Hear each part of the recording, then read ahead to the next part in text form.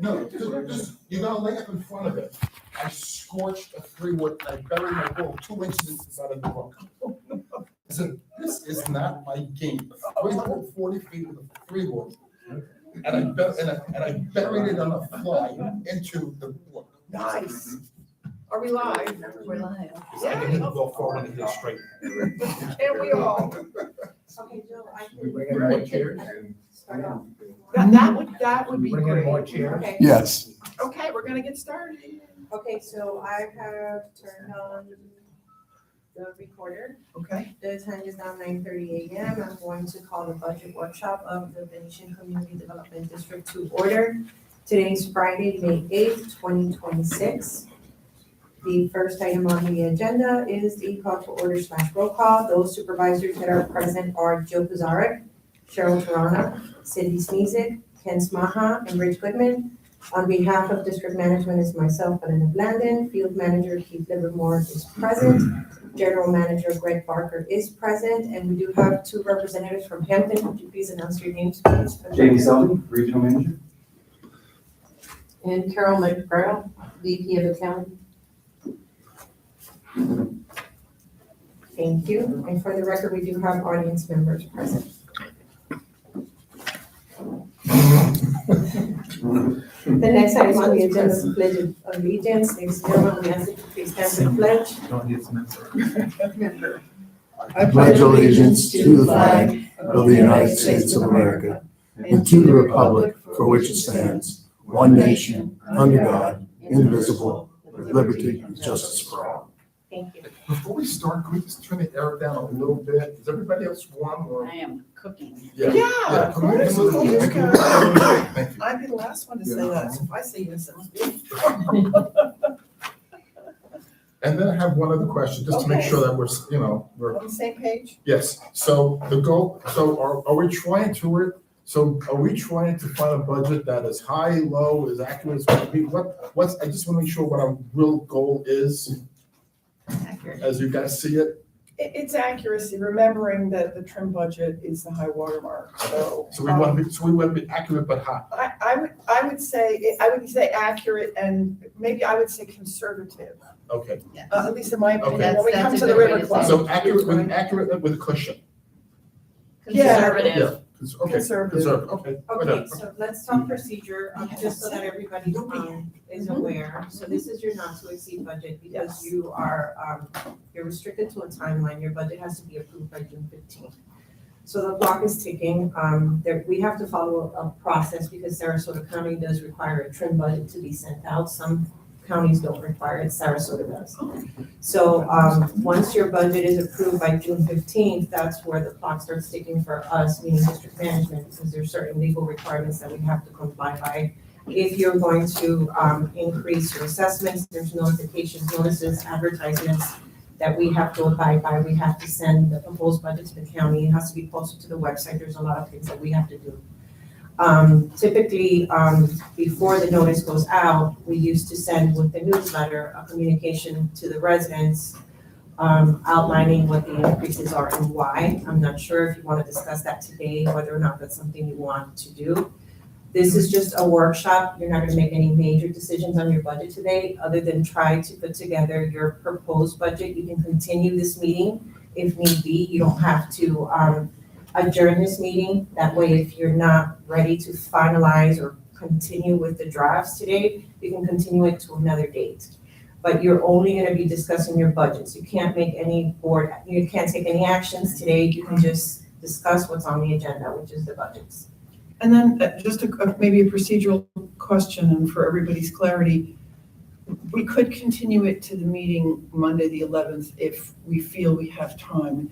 Equally, if we felt there was another date between the 11th and June 8th, which I think is our next board meeting after that. You already have a workshop scheduled for Monday. Yes, What I can do, if you want to have budget discussions for your workshop Monday, when I get back or while I'm here, I can prep a workshop agenda to add a budget discussion for your workshop agenda since it's already noticed, and put it on the website, and then Keith can mail that out if need be. And then you can continue just your regular budget workshop to another date if need be. And and I guess that was really my question was if we've continued it, we don't need another 10-day notice. No, It we can don't. we could just agree the date because we've not adjourned. Correct. Just But wanted to be clear. But I think the workshop thing for Mondays, no downside to that, in my opinion. Correct. Is the entire so you're meeting buying Monday a yourself workshop? extra time if you No. decide Or that you should just we wanna do put it on 1 your hour? regular workshop agenda Okay. for Monday. Okay, Okay, Just as a discussion item, I can add it and just put out an agenda for you. And then you still have your continuance for your workshop. For the workshop, and because Ken's question was, we do have a regular meeting with some Yes. agenda items, I think including probably some landscaping right. stuff. On Yeah. Monday. Yeah. But it didn't look overly loaded to me, so. No. We know we're all here that day. Mhm. All right, helpful. Okay, so you'll let me know if you want the agenda so that I can, I think we should just, personally, what do you all think? I think we should just go ahead Yes. and do it, because we can say, oh, we realize we don't need it. Correct. I'd Right, rather have it. Yep. And not go Yes. Sunday night. Aren't we, no, I guess, I don't know where we're gonna be with River Club since we don't have a budget Yeah. to look at Yeah. yet. So I would have thought we'd end up continuing this and we're session. gonna have to. Yes, that's why I Discussion. think, Yeah. yeah. so instead of, what we're talking about is instead of, well, you're gonna continue this workshop Yeah, I would think. and then add a discussion item for Monday's workshop. So in essence, you're gonna talk about it Monday again, but then you're also having the continuance of the workshop. So you're giving yourself 2 additional Correct. opportunities to Right. have budget discussions without having to renotice. Yeah, I get it. Because, you know, you already have Monday's Just usually on workshop Monday, we noticed. have enough things to talk about The agenda in didn't the look 1 terrible. hour. Yeah, it's pretty quiet on Monday, the meeting too, yeah. Okay. I think we'll be all right. All right, so I'll send Carrie a notice so that she can start drafting it, and then while I'm here, I can just approve it. Are you gonna need me here during the River Club discussion? Because I can just leave Keith the recorder, if I don't need to be here. I can be here, but I'll just be working independently. It all depends on whether or not you need me. Well, I think maybe that's, because I sat down with Carol and Greg for a while yesterday. I think, the question I have is about making sure we know how to map from the River Club budget, like I've been looking at the financials, into your worksheet. How does that physically happen? I realize I never understood the process of how it goes into the worksheet. We just need the consolidated numbers, which Okay. is what I provided. To have the GL numbers, then okay. Yes, and then what we do is we take the tax roll amount, which the tax roll amount Is is pretty whatever, much right. the total minus the additional revenue Yes, lines. And then yes. that number is what we incorporate into the assessment My worksheet. recommendation is, this is so important for the couple $100 it's gonna cost Belinda here, I would say, I would think she should be here just to Well, help you don't us. get charged additional, because Oh. I'm here for your budget workshop regardless, but Oh, okay. your River Club discussion, but as long as you know I'm here, I'll just be back and forth doing whatever Sure, here, but sure. I'm here if you If need. that's Okay, great. fine, Thank you. Might even buy you lunch. Thank you. Okay, thanks a lot. Okay, Okay, good. all right, so let's get started. We can get started with the general fund. So, as I explained, I've been talking to Ken about the, reserve numbers. Reserve numbers weren't part of this because we were still pending, the reserve. So the reserve is, something that we can add, after I've reviewed some of the stuff that I received from Ken. And I can incorporate it into, the worksheet and the assessment schedules. So I've provided in very, very large copies, and I also provided everything in Excel so that everybody could review. But typically, if there's a particular line that you had a question on, I don't know that you want to go line by line. If you have a specific question, it really all depends on, Yeah, if you have specific line numbers that you had a question I on. think so. I've got a couple. Okay. 20 accounting services, Okay, before that, what I'm gonna be doing is, as we go along, just so that everybody knows, the worksheet that I'm gonna work with, if you have a comment, you have a change, just as in the past, I'll insert a comment, in the Mhm. line. Mhm. And then, when I recirculate the worksheets, you'll know what has been changed and, what the amount was. Because Okay, my suggestion is we go down, if you all agree, I would suggest we go using the cell line on the left. I think that's Yes. usually worked pretty well in the past, so we're not jumping. Okay. Does that make sense? Yes, yeah. Okay. All right, so I guess we'll just start, we'll skip do we need to go through any of the items on the other revenues? Yeah, the interest. Yeah. Mhm. Perfect. So I can give you an update. Please. Yeah. On interest income. So I went back to Dana, and after our finance committee meeting this week, we all agreed at that meeting that they needed to step up and do more, because it turns out basically that they dropped the ball on the two operating accounts. The reserve accounts were fine, were invested as historically. And their interest is down a little, which we expected because interest rates are down, but basically tracking to budget and understandably the last year. The operating accounts were dramatically down. And as I think I mentioned before, they didn't get confused on dates and committees. But basically, the two operating account cash funds, they never invested the way Ever? they did last year. It just sat in cash. Ever? So. Well, they Just have this now. past year. This past year. From the time they received it, mid-December Yeah. or whatever it was, Right. to mid-March, they hadn't. So I went back to them a couple of times, and they've agreed, their CEO, it got to that level, they've agreed to make us whole. They are sending us an additional 16,500 and something Nice. that Vanessa will put into the accounts that Okay. they broke it down by They broke it account down. for us. Mhm, mhm. So some will go to the operating general fund, some will go to the River Club fund. So that 13,000 year to date will be more like 22, 23, Great. closer to the projection. Okay. We also agreed with them, unless you guys have any objections, which I don't think you will, is to invest the funds into their ETF account, which makes it a somewhat higher interest rate. Yeah. Still, all government bonds, it's what they do for a lot of their government entities. It's relatively new to them, but it carries a somewhat higher interest rate. So they think they can also make up, some of the shortfall there as well. So I think we'll get back on track for the second half of the year.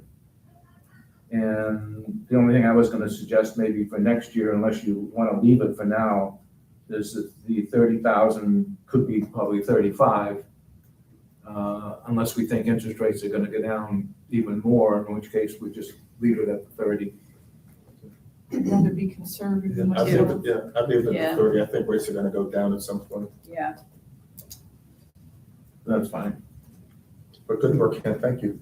Yeah, thank you for that. Thank you. Because I know you originally talked about just recouping the Fees, fee, but yeah. I think, Well, I looked at it and I said, That's well, I went not back to bad. Vanessa and said, what are the fees for the last 4 quarters? And it was, relatively small. point, I mean, the good news is they don't charge us Right, exactly. a huge fee. yeah. But they wouldn't pay for it. This is nowhere near what we would have gotten had they invested it, just the same way they did last year.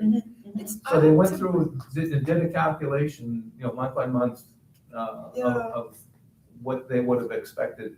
And to their credit, Yeah. they stepped up, and I kind of matched it against where I thought we would have come out, and it's pretty close, so.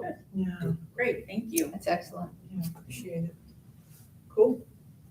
Awesome. So interest earnings, yep. Blah, blah, blah.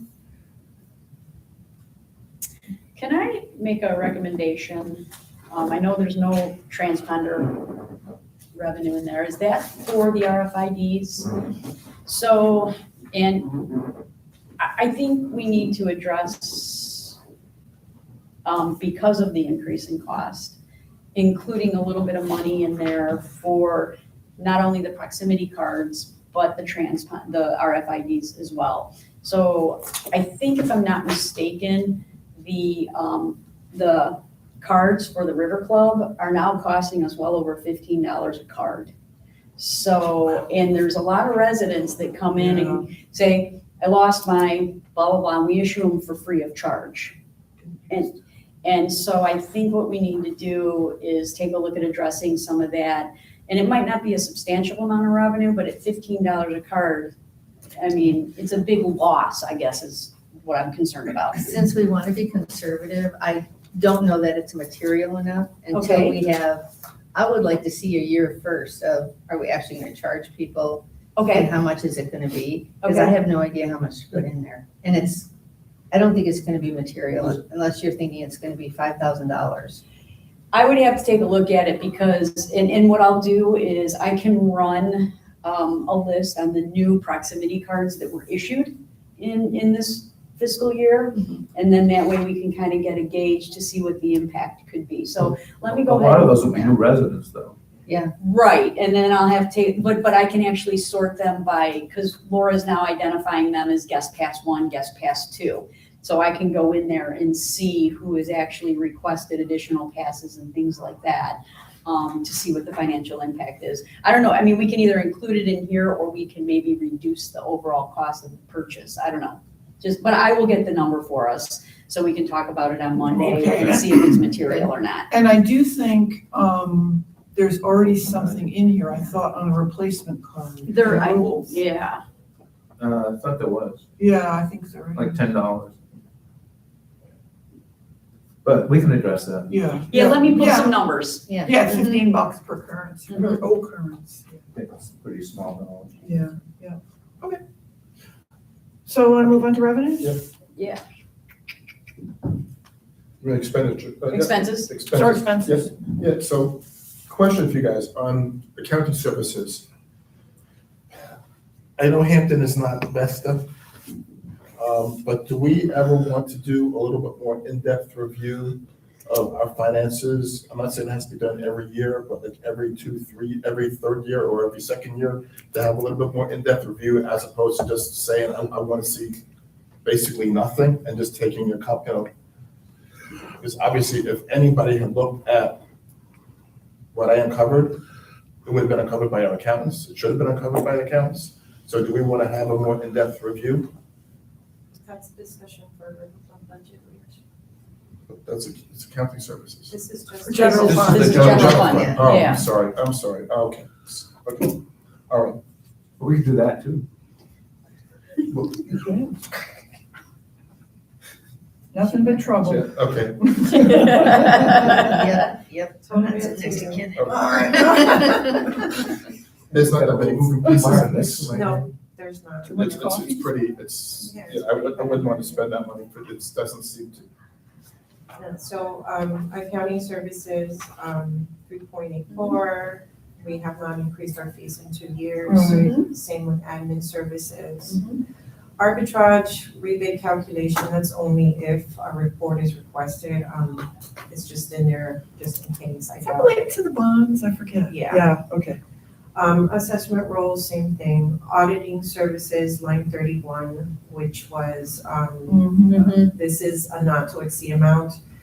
I'm sure everybody pretty much remembers the issue that we had with the auditor. Yeah. I did discuss this with Ken because the goal is that we redo the process this year and go out for bid again because this is our final year with Berger doing the audit. We were only with them for a short period after Growl dropped the ball after they were selected. So, I don't expect it to be this amount, but just in case, I Yeah. included it in here, Yeah. just to be on the safe side. Yes. By the time the board, approves the final budget, I do expect for us to have completed the audit process and already have engaged an auditor. So this number on line 31 can probably be reduced. Okay. I'm a district engineer. 933. Yeah. It's a little heavy. Well, it's heavy, especially considering where we are year to date. So I'm trying to remember last year, why did we have it high? Last year, if you go to your 7-year. Yeah. recap,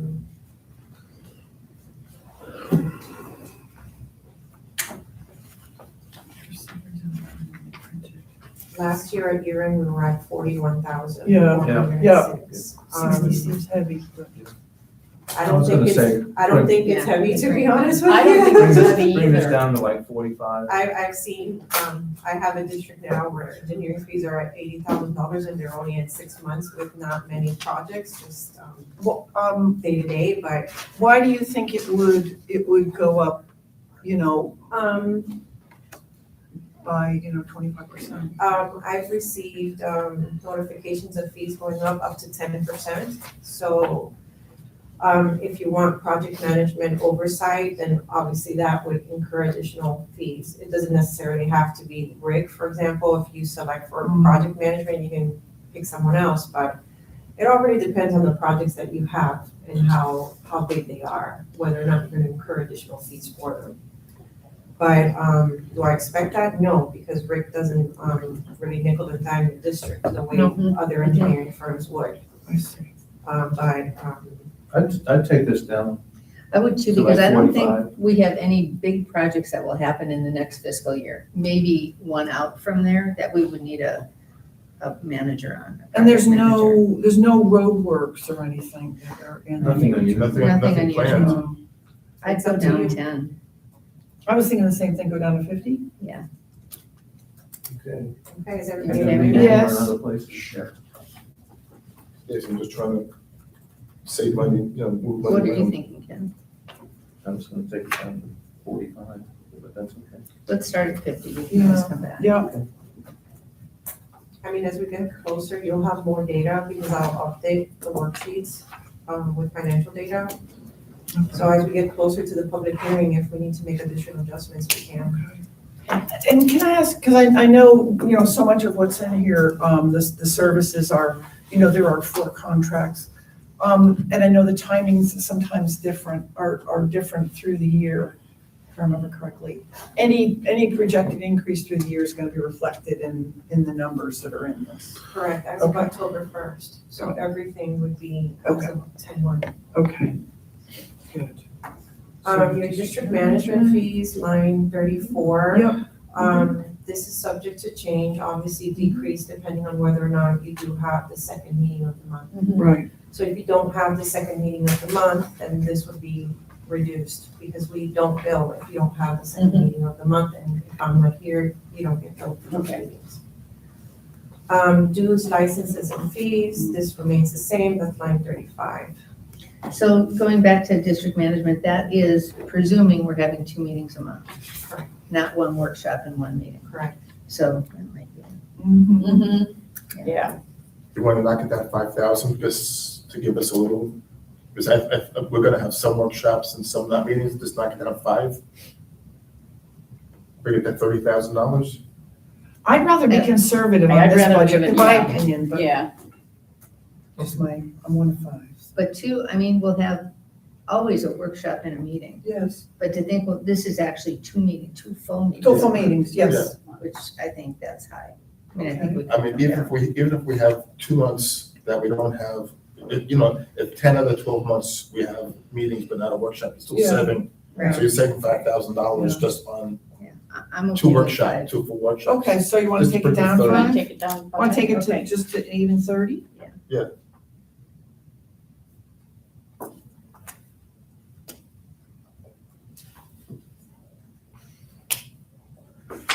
And hopefully some of our meetings will be getting a little bit shorter too, so we're going to the city of 9 hours. Yes.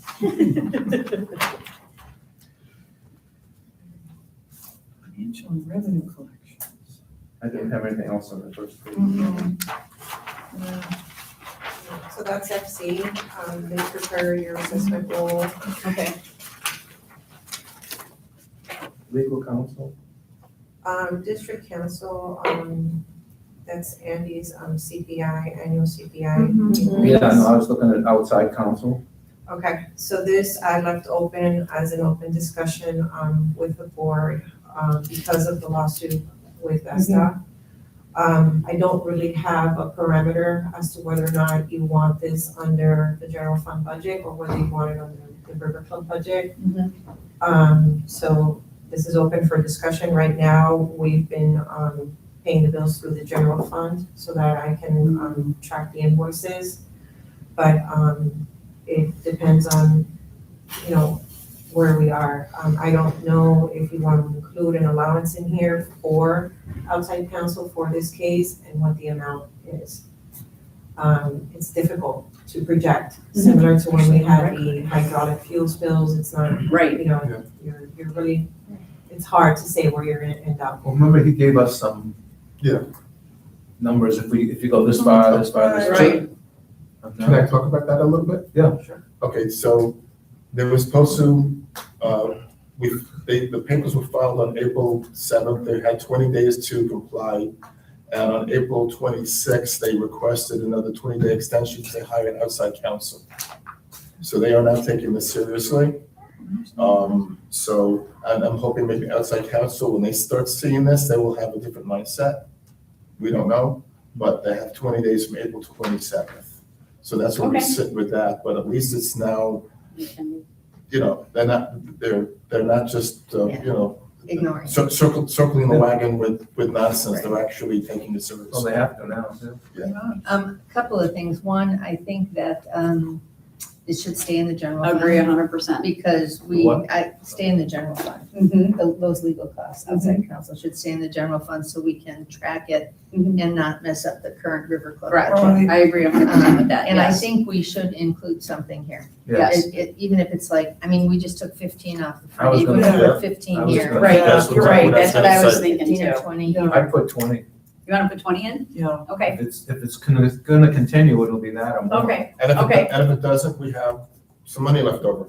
Well, and I think that's also a good marker for us if we put 20 in to know that there is a point of diminishing return. Mhm. We have to evaluate what we could get back. Right. And so I think 20 is pretty safe. okay. I mean, we'll have good actually, by the time this budget is done, we should have their responses back. Yeah. And Yeah. the attorneys said that they would reach out to our attorney to have a conversation. So what comes of that, I don't know, So but at that would least, be nice. Well, hopefully it'll get settled. yeah. That would be ideal, yeah. Great. Okay, good. Oh, now, so on that, does anybody have anything on 52 or 53? Yeah. Okay, Do we have, I have questions on security. Well, can That we was go to 53, or are you gonna just jump into security, Ken?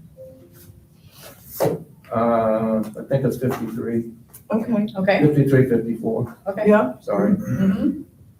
It's 54. Okay, so can we talk about Yeah. 53 first? Yeah. Sure. yeah, Okay, so on 53, the numbers are accurate on 53, but what Ken and I discussed was reserve items. So on 53, we did have 2 major repairs to the gates, but, so the first one was the back gate. So on the back gate, I brought this, there was an installation of the swing operator had to be replaced, rewired, the loops had to be redone.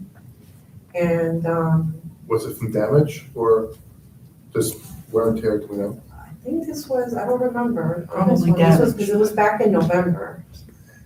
But this is Well, it what, was just wear and tear from the previous hurricanes too, and all that was underwater and it just general wear. So was that the arm or the doors, the gates? There was both of them that were fixed. Both were fixed, so the gates, both okay, yeah. got it. So that's why we're trending higher on this one. So, typically when it's a repair or anything that's not over 10,000, we code it to the repair line. But if this is something that you want to move these expenditures over to reserve, Well, the reserve is 5,000 okay, and so extending the life. those are the years. invoices. So if you want me to move those over to the reserve, I can just go ahead and give Vanessa the That direction would to be do that. 3 years at least. And we'll reflect those in the next financial. and if we have to do anything, if we decide to do anything with the back gate as a result of the road widening, That won't be for, Yeah, it's gonna be. because it's actually probably not gonna happen until we get to the shopping center, which is not gonna happen next year. So I think we're I heard the road is gonna Okay take on 2 that. years to be done, at least 2 Probably. years to be done. absolutely. okay, I just wanted to throw that out there, so. ultimately, we'll be doing something back I there. think sooner or later. But it'll be one shopping center. I think when the shopping center becomes a reality. So Ken, will you review that and let me know? Well, I can tell you right now, my recommendation for the November, it's, what, 6,800? And I guess the question is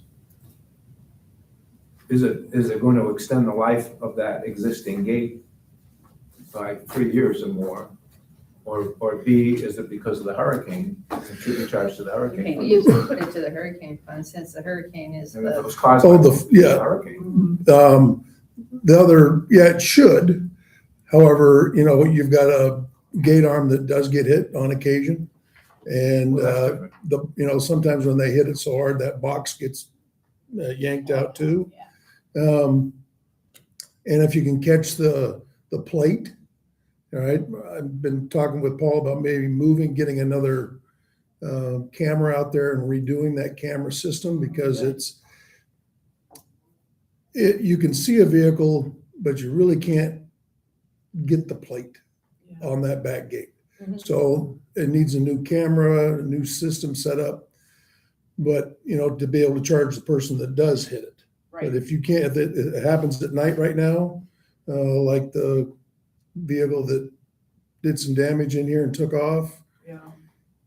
you don't know what there's no plate. You can't see the plates. what are you talking about in terms of expense for having the camera upgraded? It's not gonna be a huge expense. It'll be, a couple $1,000s. Not that that's a lot of money, No, but I know, it's, just, yeah. it's not tens of thousands of Okay. dollars to have it repaired. It'd probably be under $5, somewhere in that area. Do you need a light back there too? Well, the problem with putting a light back there is the neighbors across I've already, we had some that when that gate arm comes down and turns red, that's why those shrubs were put in basically there, those pitch apples to block the light for the residents that live right there. Mhm. So, putting up a light would be, But if you had the light facing the maintenance yard, not a pole light, so it goes everywhere, but a light, So the camera will in pick the up. grass that. I understand what you're saying, sure. License plates are lit.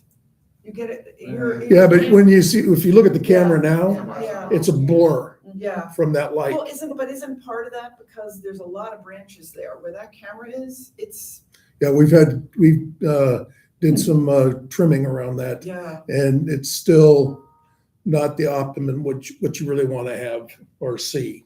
But, I think if you just put it low and, at the level of the vehicle, I would think it would, doesn't have to be hidden, does it?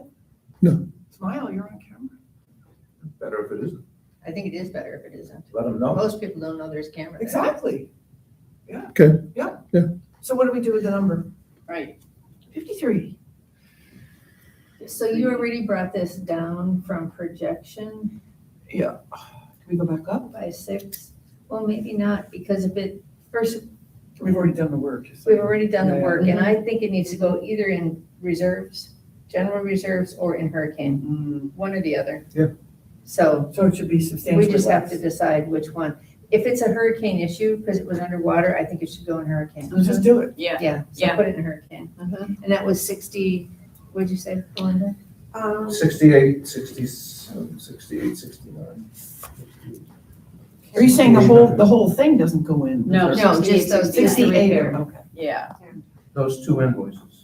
So then for, next time you see this, you'll see, the difference in the actual year-to-date amount. Mhm, reduced. okay. Right, so then it'll look. So what are we gonna? What do we make the budget number?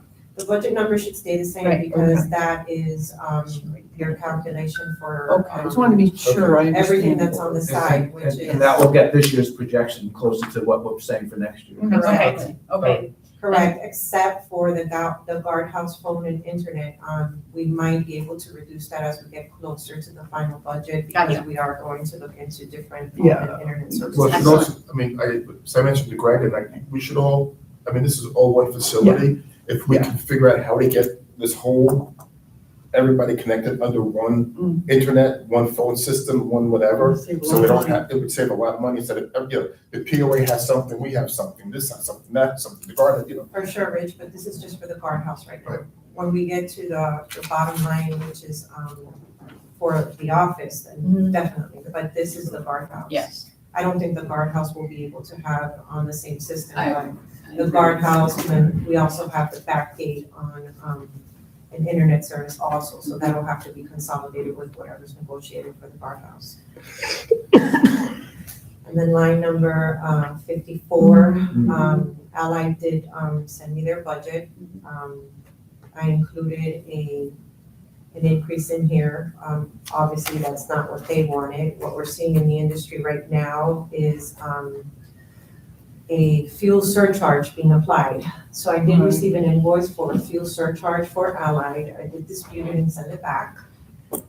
There's nowhere in the contract that provides that they can charge you for a fuel surcharge, but I did receive an invoice for it. I haven't received another one, so if I do receive another one, I'll send it back again. Andy agreed with me that there's nothing in the contract that says that they can charge you for fuel surcharges. It's not just, security companies that I'm seeing it, I'm also seeing it with landscaping companies, I'm seeing it with fountain service companies. It's happening in the industry. So because of fuel charges, a lot of service providers are starting to pass the cost on. So, you should be aware of it. What kind of money are we talking about? Well, I have one vendor that's charging, 2.3%, in a fuel surcharge of the total. So, it really depends on the vendor and what they're charging. But, we're not processing any invoices for Venetian that has a fuel surcharge, but you should be aware of it. 2.3% of their total invoice? Yeah, so for That's example, Absurdly crazy. yeah, That is crazy. yeah. So it is something that, a lot of districts are disputing. What's the Helios system? The Helios is their, communication system. That's how they write their reports. Okay, thank you. Are we at a point with, and maybe it's not really apropos of the budget, or it is, I don't know, that we need to RFP it? Well, at a minimum, I think we're at a point where we should be revisiting options to reduce this cost overall. Yeah, I mean, could we, We do get pushback. Can We we get a do- lot of pushback, but I think it's time to revisit. I mean, at nighttime, We should always No, revisit. wait, we talked at one point, correct me if I'm wrong, Keith, we talked at one point about not having the rover during the day and removing that source. And we decided that we weren't gonna do it. I think this is a good time to think about maybe doing that. Yeah. Right. I'd rather remove it during the day. I remove Yes. it, yeah. is it Removing during the possible day. to have the gate at night put on a remote system and still have, Oh. still have the guy roving, That still have the will- guy roving? That will get more pushback from this community than anything, No, because correct. we've talked about it other Yeah, Remove it years, during the day. and it gets huge. Well, if you see what goes on during the day on some of these streets, you want those rovers. Because What otherwise, do they do? I'm hoping that they tell, like, if, I was trying They to, don't. I couldn't They drive don't. down, I couldn't drive down, then, if they're not doing that, I mean, I could not drive down Passau the other day.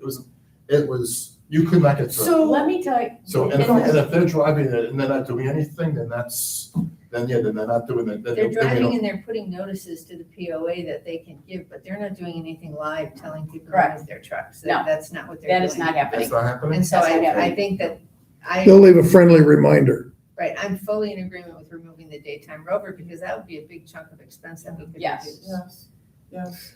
I think they have their hands full at the front gate. I do too. Front gate is extremely busy, Yeah, and you have to be, keep your head on a swivel up there yes. at all times. And sometimes, having two people up there helps. Necessary. It's Yeah. necessary. Yeah, good suggestion. And the other thing that we need to think about is the reason that the gatehouse is super busy is because of the tech wave implementation that we did last year by removing all the guests and the people that shouldn't have had resident Oh, okay. IDs. So there's a lot more people Oh. coming through the gatehouse now than ever used to because we've Cleaned it up. contained the residents. So And look at could the we, traffic numbers. Yeah, So just Okay. tens of Yeah, thousands. Yeah. so tens of could, thousands. could we keep the budget number as it is and then have this discussion and get an idea of what it would cost if we reduced Yeah. the budget number down the road. I'd rather have the high number and then we'll find out what the What reduction we're would be. suggesting is we need to go back, before we finalize the budget, Yeah, the trim budget. Yeah. We need to go back and look at options to do that again, and Keith and I can. So do we have two people, so do we have two people in the guardhouse and a rover, or it's only one? There's one rover and one person in the gatehouse. On occasion, when it gets really busy, the rover will come in and help at the gatehouse for a few minutes, or if let's just say Tony's gonna be leaving, in July, I think is his last time. And so the young lady that's up there, in training, she's doing a phenomenal, Tony's on vacation right now. She's doing a phenomenal job as supervisor. And, they're doing all the right things. And so, I think we're seeing some better people up there. And the rover, I think during the day really isn't unnecessary. I think we can save a lot of money on that avenue. Then, then how does the person then working the guard gate go to the bathroom, go to lunch, take a break? If it's one person by themselves? There's still 2 people up there. There's still two people Still up 2 there. people up No, there. that's what I just asked you. Well, I thought you were talking about, we can get rid of the vehicle. The vehicle won't be, that's part of the expense is having that vehicle. And you're only gonna be paying for it for an 8-hour shift. And then, but the person is still up there at the, you could do it as well. Well, we'd have to talk about, just 2 people during the morning, Yeah. 1 person in the afternoon, and then the 2 people at night. Yeah, so I think Yeah. we need to just We let need it to say before, yeah. say, let's put We'll look them. it up. Leave it alone now I and then. wanted to just say something, you shouldn't need 2 people at the guardhouse if your system's being utilized the way it should be.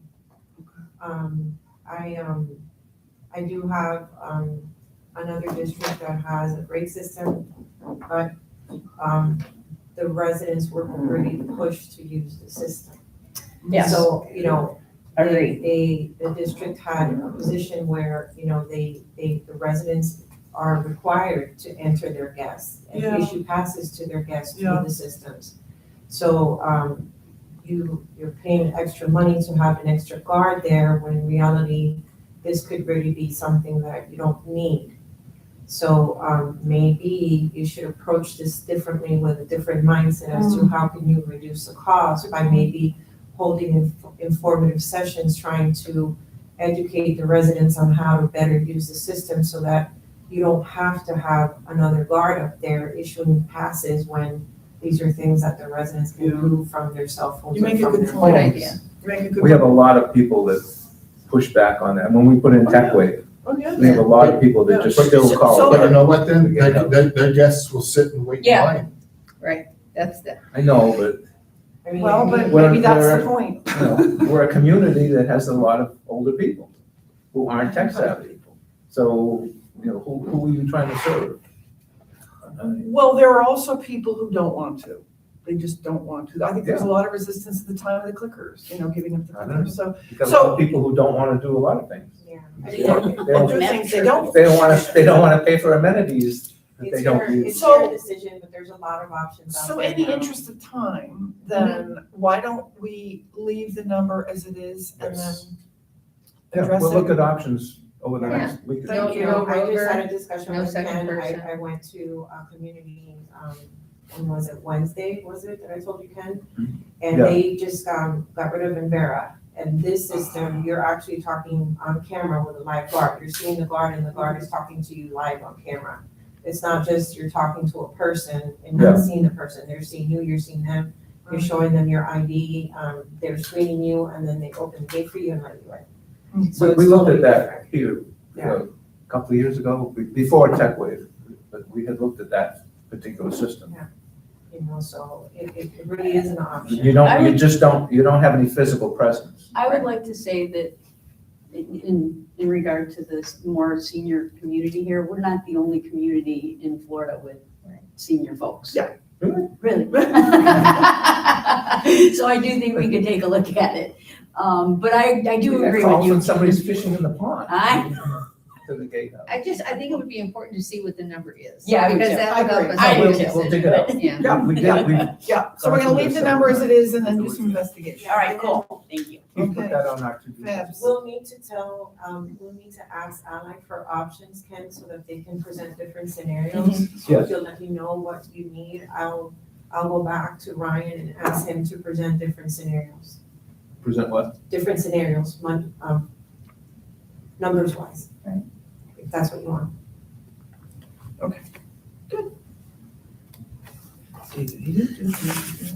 Utilities. All right, utilities, line 56, this one I was a little on the fence about, even though, I did increase it, even though we're trending higher.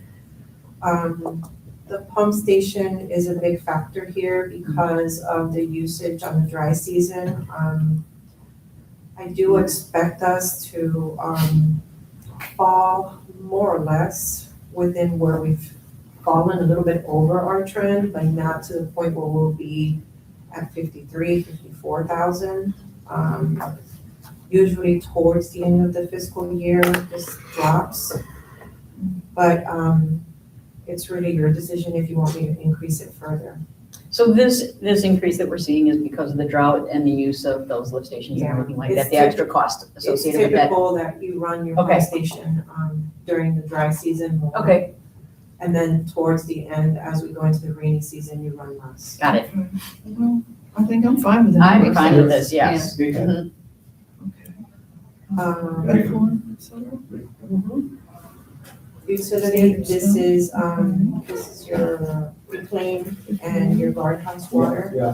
I left that as is. Okay. Aquatic maintenance But if is, it's only $3,500 for 6 Well, months. we're pending some invoices that we recently got Got it, from okay. Buck. Okay. Okay, Yeah, look at, I mean. okay. And look at our trends, we've ended, And didn't we decide this isn't guardhouse, it's it pump is, house? it's the Oh, small, it is? it's a small bill for the water, but it's reclaim also for the irrigation with the golf course. Okay. So, this last year we ended, we ended last year a little higher.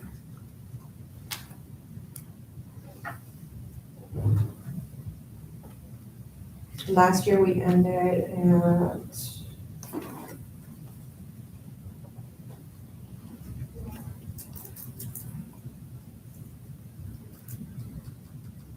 $14.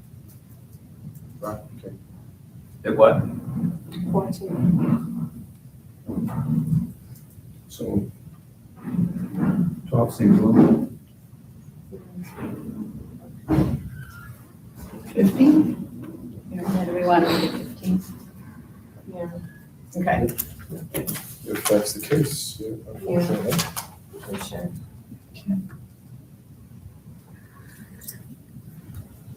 And the Solitude contract, this honestly reflects, I don't remember, did that have an escalation each year? for aquatics and wetlands? It's in the contract, but typically they do come back. Like a CPI level? Let me just add this comment real quick. I'm sorry.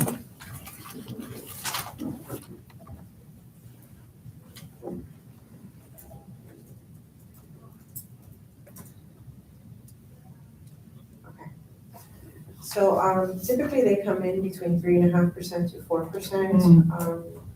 I included 4% just in case. Okay. Okay. But this could be lower depending on what they come in. Oh, I see that. Fountain, line number 61. Yep. We're trending higher on this one because we did have a repair to the fountain. So there was, Nothing's getting lower. no, I mean, there was a motor replaced and there was some valves replaced as well, so it was a pretty big repair, so We've that's got- why we're higher. There is an invoice up with Vanessa. We had to have a leak detector come in too, because we have a leak up there, and they said it was repaired, but we're still leaking. So the main fountain out front. But But, outside of that, this is, our water equipment technologies contract as well as. But, that fountain repair, I think could fall under reserve because, it was beyond the 5,000. What's, Yeah, we have money in there for that. what's everybody's thoughts and get stepped down in a hot minute here, No. turning this thing off completely. Turning the fountain off completely, You mean forever? the one in the front, Forever. like it. forever. I like it personally. You like the fountain? I do like it. You like the fountain? Okay. Now that it's visible, I think we Now can that see it's- it. Now that it's visible, okay. We don't have it turned on because of Sure. The it's, drought. it's Yeah. potable water, and so we're not using that, and so it's off. Okay. I was wondering why I didn't see how come it doesn't it. recycle itself? Probably does. No, we have to fill it all the time. Oh, yeah. Okay. Yeah, the So we're just transfer being, we're just being good community people, because Aria's huge fountains are running 24/7. Right. Okay. I thought those would be recirculated. Well, Well, they are. we did but use evaporate. reclaimed water. And that, I think, is one of the reasons that Mhm. the pumps, we've replaced them. I think we've replaced those pumps probably twice since I've been here now. And so it's going to be cleaner. It's not as, I don't think we have to use as much work. You know, we did change companies with Dave, or is that his name, the pool guy? Yeah. Yeah, he runs that up there now and takes Okay. very good care of it and Okay. clean. And I think it's a little less than what the other company was charging us, but Okay, good. Okay, but as soon as we get out of the drought, we'll start her back up. all right. That'd be 62 is a big ticket item. This Yeah. is based off of your new contract with Yep. Solitude. Yep. I did tell Ken that this is something that you can go out for bid for. There are other mitigation companies that you can bid out to. It really is your choice as a board. Well, Well, we did. we did. Yeah. We just, when we went back to Last year. Solitude, we Last had gone year. out to bid, Well, and they seem to be doing a really I good wouldn't job. mess with it. And the other company that we liked was more expensive. You know, we're. Right, and they couldn't Yeah. come in And, much lower, and we're yeah. not, and we're not going back to whoever we Oh, had. Lord help us. Cross Street, no. No, so. But they don't have to have all of the services. There are companies that just do mitigation, Yeah, but just then, preserve but maintenance. then we're back to the finger pointing situation, and you save a few dollars, but then you have nobody responsible. This is everybody else's fault. What do you think ponds are? The ponds are at the end of the table. He's ignoring me. Mr. Pond and mitigation areas are. Mr. Zahn. Yeah, exactly. Ponzu. Ponzu. I think they're doing a good job, I wouldn't mess around. I agree with you. Okay, yeah, I agree with you too. Can we put that as the ponds are? That's what I tell it's already everybody. there, yeah. I tell people, he's to contact the ponds are. Thank you. All right, It's like a so little we'll tougher move to pronounce. on. I mean, I wish we could save money, but. Oh, we can, look what happened, we did. Look what Yeah, happened. yeah, we saved like No, $1,200. no, Cost us it's- more. no, I mean, save money with a good result, but we Yeah. have not been able to figure out how to accomplish that. Okay. So 65 is general liability insurance. Just as a reminder, we did talk about the legislative changes. The bill is still with the governor. We don't know what impacts there are. We haven't been given any guidance as to what we should or shouldn't include, but for now, it's mostly on hold. We don't know what changes are gonna be made or not. Okay, okay. Holiday Wait, can you go decorations. back to 63? What was stormwater system maintenance? This is when we have to do a clean out of some of the drains and if we have to pump out debris from the stormwater. So we didn't have it this year, but we're anticipating. In the event of, so for example, like. We haven't had any so far this year. Yeah, Right. so for example, if we have an inlet that is clogged that has to be pumped out, it would fall I under raised the this same one. question. Gotcha. Yeah, Okay. It's a safety. okay, Okay. sorry, thank you. If we don't use it, we 66 don't. holiday decorations. Yeah, that number is actually 12. It's 12 to Does- change. Yeah, we talked about that at the board meeting. Yeah, we talked y'all. about it at the meeting, it was 12. Do we split this between the general fund and the River Club fund, or is No, the this? River Club's on top of that. Okay, All right, You know what, Yeah. well, maybe I can just tell you at this I think point, it's too high. 12. yeah, but we talked about it. I know, I didn't like it then. Well, a little late. No, it's the second time. We talked about it, and actually you all said we want to have the lights up longer. Mhm. Well, yeah, no, it's just adding all that gold stuff. Well, it's adding 4 palm trees. Adding lights, most of the cost is lights, right? Oh, Adding lights, It's all absolutely. adding lights. Yeah, So and how- so, how- just so you know, the lights will I not like be, they can't be up all year because mhm. the lights would get destroyed, but the lights will be up for 3 full months, no, 4 full months, October, November, December, January. And understand that the cost also includes them getting a call from Keith saying, palm number 2 is out, and then they have to run down here from Tampa and fix it. So it's installing it, maintaining it, and taking it away. Can we have November, December, January, February? I'm just throwing that out because that's when more people are here. October's pretty light. I can ask. About November, December, January. Not gonna change the cost. I can ask Anyway, them about the whatever. months, but- It doesn't really matter, but. But yeah, the majority of that is, is trees. Okay, so this is numbers 12. It's 12. Okay. Well, I'm gonna go back to stormwater. Since we didn't have a budget there last year, is this just something we We have did to? have a budget last We year. got 5,000. We just haven't spent any. Oh, we haven't spent any, sorry, I don't know, I was seeing things crooked. Okay, To date, we haven't spent. yeah, got it. Want to see the 7 year. I was looking Well, for we it. did I know we did a clean out the prior year, because If we never spend it, I agree with you. Rick did, there were 2 areas that had to be cleaned out. Stormwater I remember maintenance, distinctly. we have in 7 years, in fiscal year 1920, we spent 9,000? 1920? No, 19 Slash 20. 20.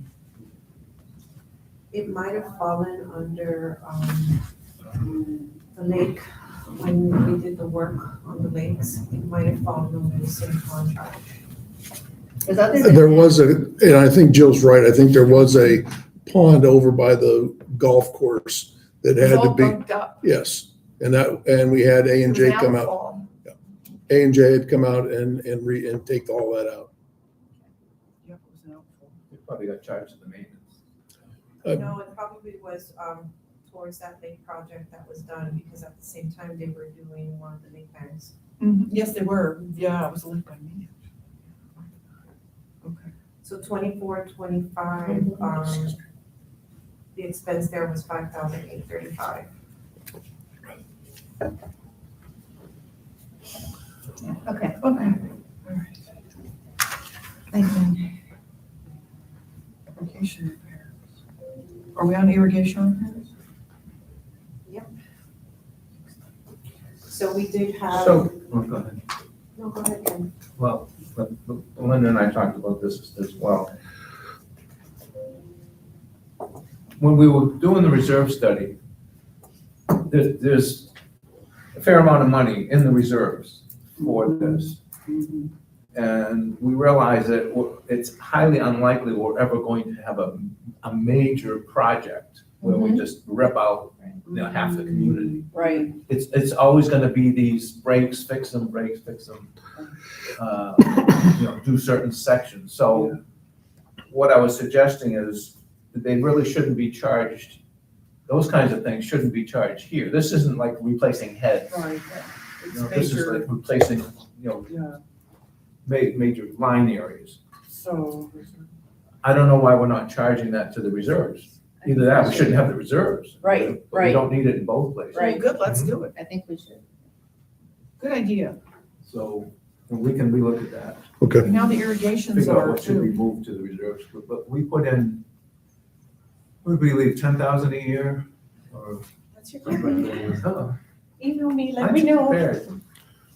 So you're saying make it 10 and then do we need to do? So I don't know, whatever we might normally spend in here for typical irrigation repairs, 10 seems low. that, Jennifer would charge us for replacing heads and, that's maintenance. Right. But a lot of the underground stuff should be in the reserves. If it turns out to be more, we should. So make it 15, split it. I just don't know what the typical, Well, if you look at the trend, it's Yeah. been pretty high Yeah, because we're failing. right, What's so- old and exactly. it's been going on But I forever. think I think it should be in Okay. repairs. The ones we've done otherwise this we never year. put anything, they never Exactly. charge the reserve. Exactly. We should be charging the reserves for all this stuff we're doing is Mhm. because our system's so old. That's Yes. right. We're replacing boxes, we're replacing, Maintenance. Yeah, it's $10,000, $10,000 a year, then inflated, 3% per year. May not be enough. 15, that's what the Rich Just said. do 15. I think we're seeing with our pumps, with the new pumps that we have in, they have helped with that immensely because it's not getting the hammering effect as the old pumps did. So we're not, last year, what did we have? Maybe 2 major leaks years before. So I think it's gone down a little bit, but yet we are at that age where it's, We probably don't have enough in the reserve. 'Cause Probably I not. can see at least 15, 20,000 here.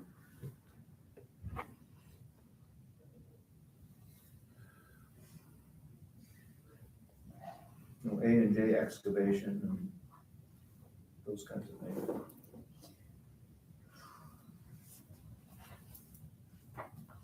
So what do you want to do? Reasonable question.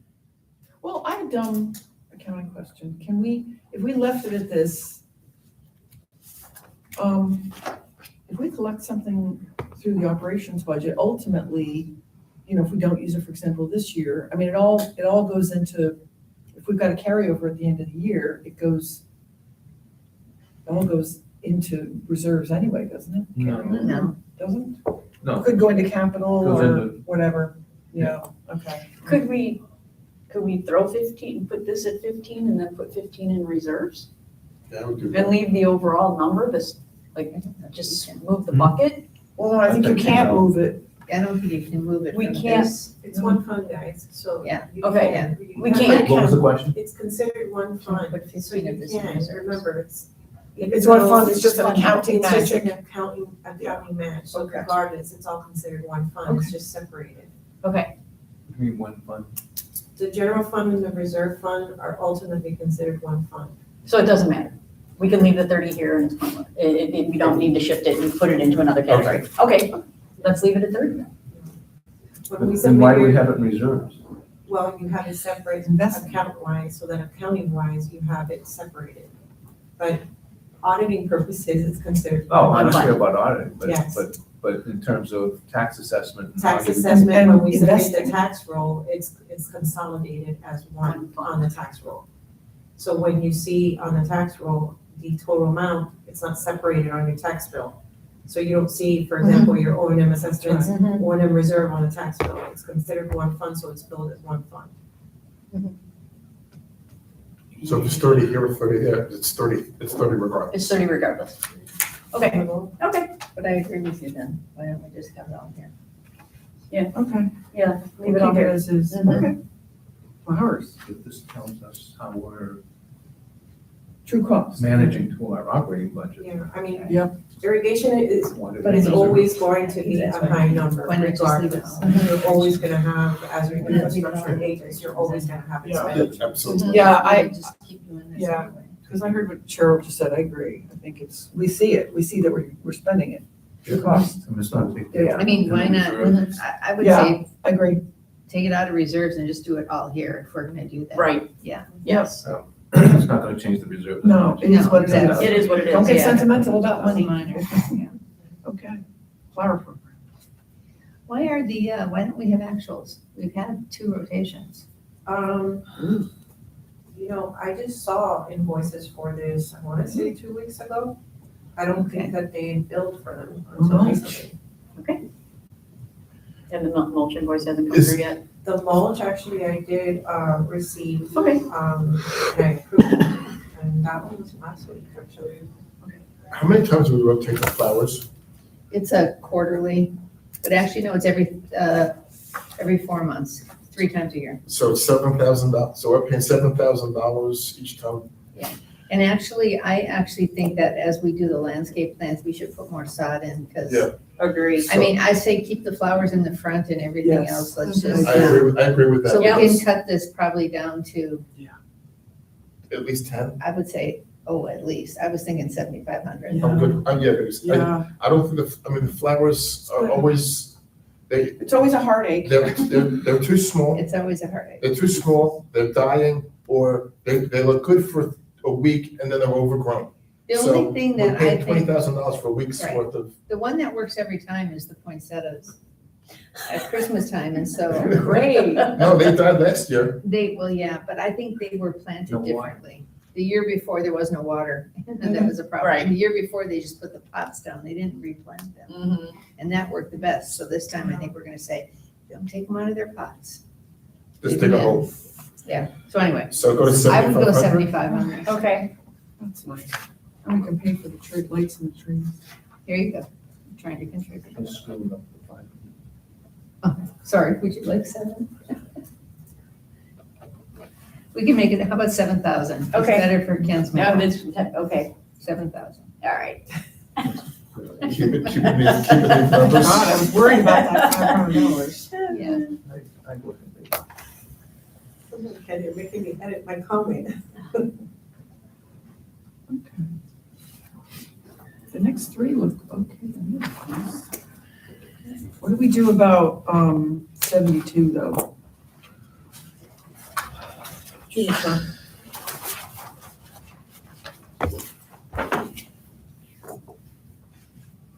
What do you mean? Mine? Are we gonna RFP it? Well, even if we RFP it, we have got to leave this in We do. here. Gotta leave a number. Yeah, Is it high enough?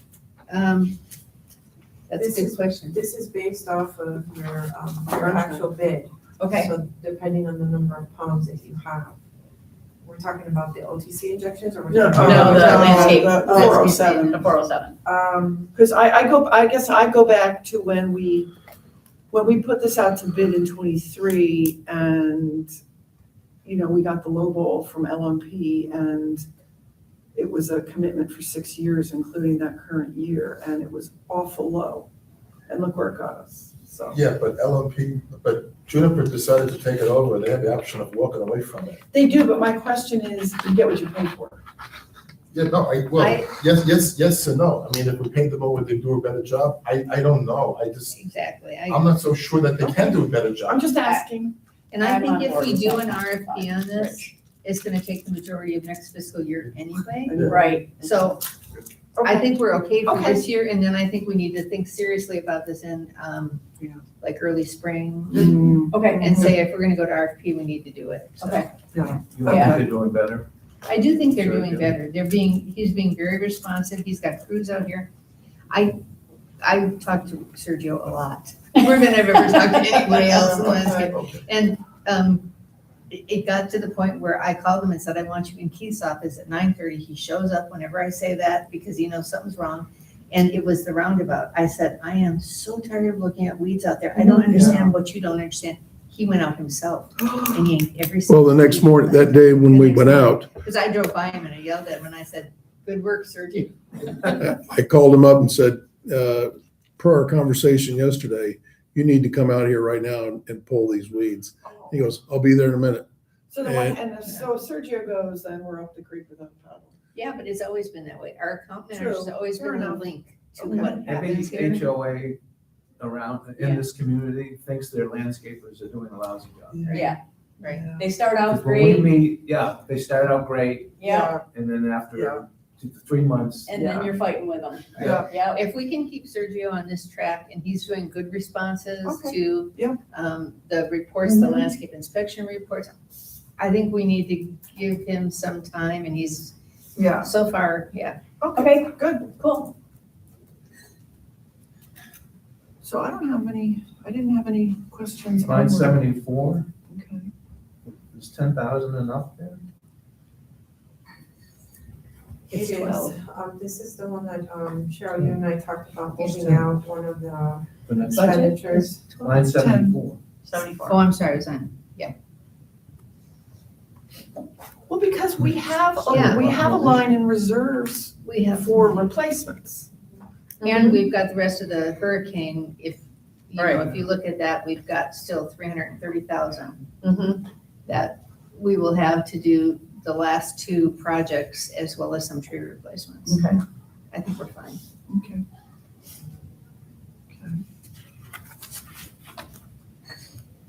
I didn't have any questions till we get to 80. Well, my only question with the landscape Yeah. inspection services, I like Spencer, I like the job he's doing, I'm not looking to get rid of it. I just have a problem of having to spend money. So we can then have to go back to, so we gotta pay somebody to tell us what the people we're paying for are doing wrong. Right. That really, And that just gets, cuts me to the quick, that we're spending extra money to tell somebody who we're paying to do a job, you're not doing a job well, and this is what you need to do. They should be paying for that at some point. I mean, it's like, that just bothers me. yeah, and it's our choice to do it, which is why we cut it down to bi-monthly last year. And I still think we should go to every other month, and here's why. By the time people respond, the crews get out there, he's looking at the same thing over and over Correct. again. Correct. I think this should be It's half of six. this amount, and we should move him back to every other month, because Well, as long as surgery, They as long as they're can't doing, as long as they're doing the job, I mean, because I wanted to keep it, because it was the wills, I agree. We're on 74. Okay, 5. so go to 5. 5. Sorry, keep switching. So 74 goes to 6 instead of 12. Right. Say that again, Cheryl, 74 goes to what? 75. Line 75 goes from 12 to 6. But Yeah. 74, what did you say on 74, Cheryl? We're That is leaving- fine, that's Okay. fine. Yep. Yeah. 75 goes to what? 6,000. Every other month. And then I will change the expectation with Sergio that it should not be on the next every other month Yes. report. Now you have time to do your response, get your crews out. It'll just be like a mindset change, I mean, because yeah, I feel like he's chasing his tail. Yeah, my feeling is if it comes back up in a 2-month report, they should pay for that report. That'd be interesting, yeah. Money back I guaranteed. shouldn't have to be Can't wait chasing for it. that one. What's in line 76? Maintenance and repairs? 76 is, Maintenance and repairs? Probably like mailboxes and you know, stuff. I think this is the year that I've seen how many mailboxes have been hit to the extreme. I Some don't know. twice. Some movement it twice, yes. Wow, you've had a lot, Keith, but, it's mailboxes, it's, but a lot of mailboxes. Mine was hit. There's been a lot of, signage, there's been some signage replacements here. We don't get paid. for I was them? gonna say, why aren't we getting reimbursed for the mailboxes that get Well, hit? because here's the scenario. There's I get a phone call Uh-huh. and they said my mailbox has been hit. Okay, Yeah. do we know who did it? Oh, no. Of course not. No, but in front of my house, all I know is there was a partial light from a pickup truck, next to the mailbox. I don't know when it happened. Okay, I mean, a lot of it is, It wasn't. landscapers that do it. All right, on occasion, they'll, if we know who it is, we go after them and they write us a check.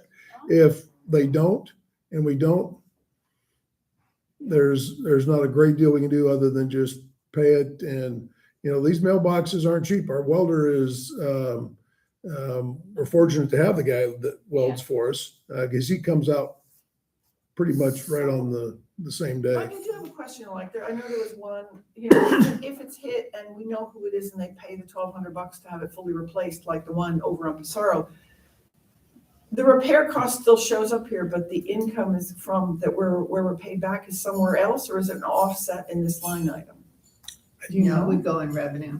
Yeah. It wouldn't. So it could be this isn't the true cost, it's the gross cost of the repairs. Well, But- there isn't much in other revenues. yeah, there's not We even can't another get revenue. anything else. Other revenue, yeah. Nevertheless, but It's like Okay. 20, like 20 Dollars. at $180 a pop.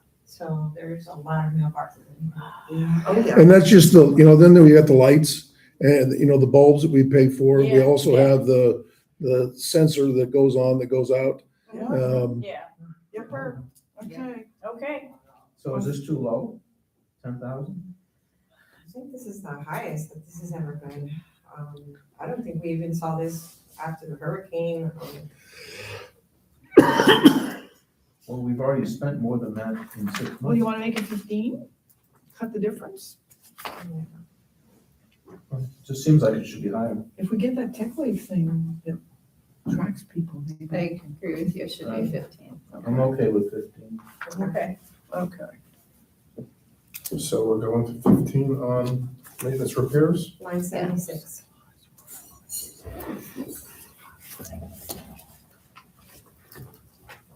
Are we really spending that much money on office supplies, water, and cleaning supplies? Hmm. I'm looking at line 77. That's a lot of money. Office and administration. It's not that much. Office supplies, water, and cleaning supplies. It's like $500 a month. It just sounds like a lot of money. So. Where? Decrease it from, Line 77. Office and administration, It's 300 a month. that's, yeah. yes. It's And not over 3 a month. Just sounds like a lot. Okay. It's big paper costs. Oh, what, don't we have, The guardhouse. oh, the guardhouse, got it.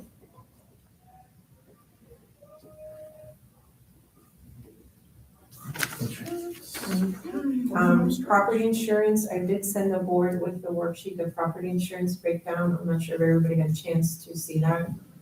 It's one of the tabs in the worksheet. Yeah, it's like a tiny little page with 3 numbers on it. Yeah, well, it's broken down by ages, so they did break I it got down. some. So the number, that is there for, the remainder of what's not in this budget needs to go into the River Club budget. So I sent that to Greg, so he should have it also. Okay, So that amount needs to be, in the River Club budget. okay.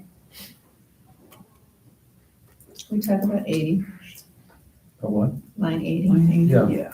I don't understand line 80. So, Me either. Okay, so I have handouts.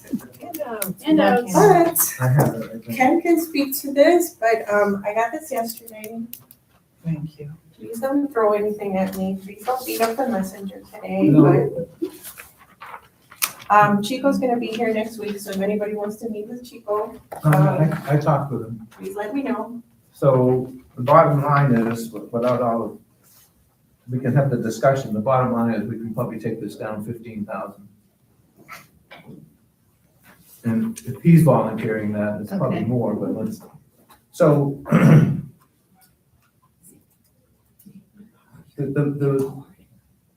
A lot of the wage increase was bringing one individual up to market. Yeah, let me Fair enough. Yeah, because I'm. Fair It's been very hard to decide. That's Yeah. not there.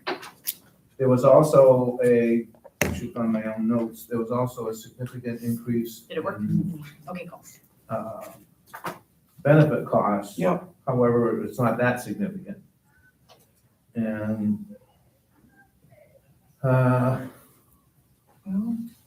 so push comes to shove, they always put a little cushion in here because basically, even though the insurance costs are up, there's only one salaried person and 2 hourly, so they're not full benefit people. And I think they're in here at full benefit to be conservative, so he basically Yeah. said, we can take it down by 15,000. Okay, But Well, don't- I have But no, don't quote me, he said. well, but I have that, the note with the single star, I think, I take the point, as you guys may recall, a few years ago, I had a conversation with, I forget the name of the gentleman, it wasn't Chico, it was somebody else, but, that- Michael Rodriguez. no, it wasn't Michael, it was somebody else. but- Luciano? No, but, I forget his name, it was somebody, I think it was somebody in HR, but regardless, he said they're very difficult positions to hire, because nobody's knows how to do anything anymore. I think that was just a part-time position, and it's hard to find people that wanna work. I think, Yeah. And we've got a couple of really good ones right yes, now. Yes, we So do. we're and we taking- don't wanna lose I got no them. problem. So I we're think taking we take well, the maybe three. 15,000. Yeah, Even though you said don't Two and a quote half. him, you're So already we're on gonna- So we're record, gonna so take 70, so we're gonna take 79 down to like 210? Say again? we're We're gonna, gonna take line 79 down to we're 210? on line 80. line 80, I'm Line sorry, 80. but Take 15. that's what I meant, line 80, excuse me. take 15,000. tiny. Okay. So we're taking it down So to, 211. 211. Almost 212. Okay, All thank right. you, good stuff. Cool. Yada, yada. Everything else looks good to me.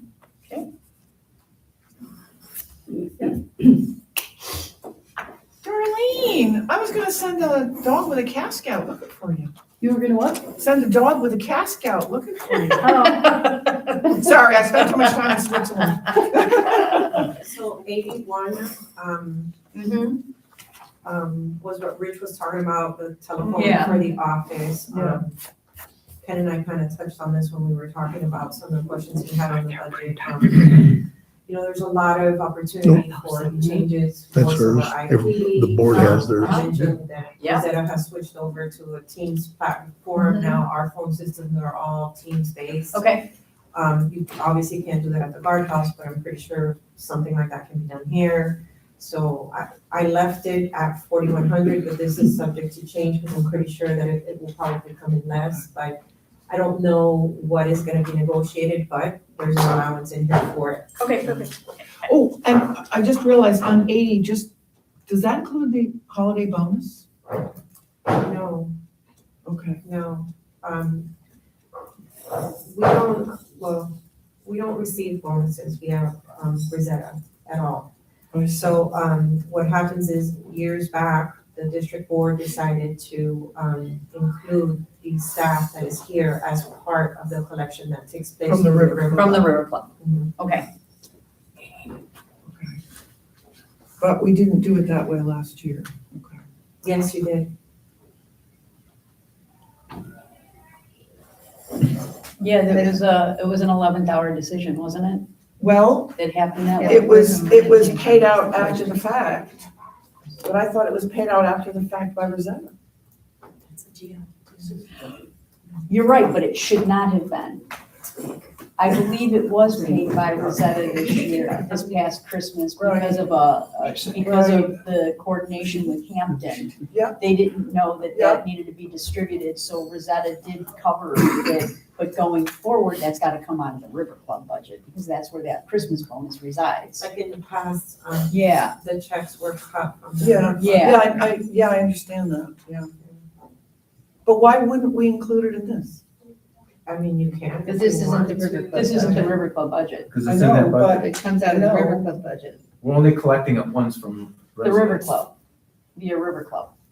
because it comes out of the resident. Yeah. Yeah, Okay, yeah, okay. because it's on the River Club statements. It ain't broke. Okay. Okay. I just think- All right, Like, done with that one. on line 84, It's 83. We have the speed bumps in here.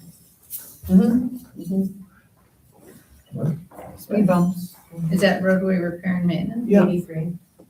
Okay, Yeah, that's, 5 is enough, I don't, I think, Yeah, what else? personally, I think we're kind of done with speed Yeah. bumps. yes, Yeah, Thank you. it's an understatement. yes. Me too, move on to other measures.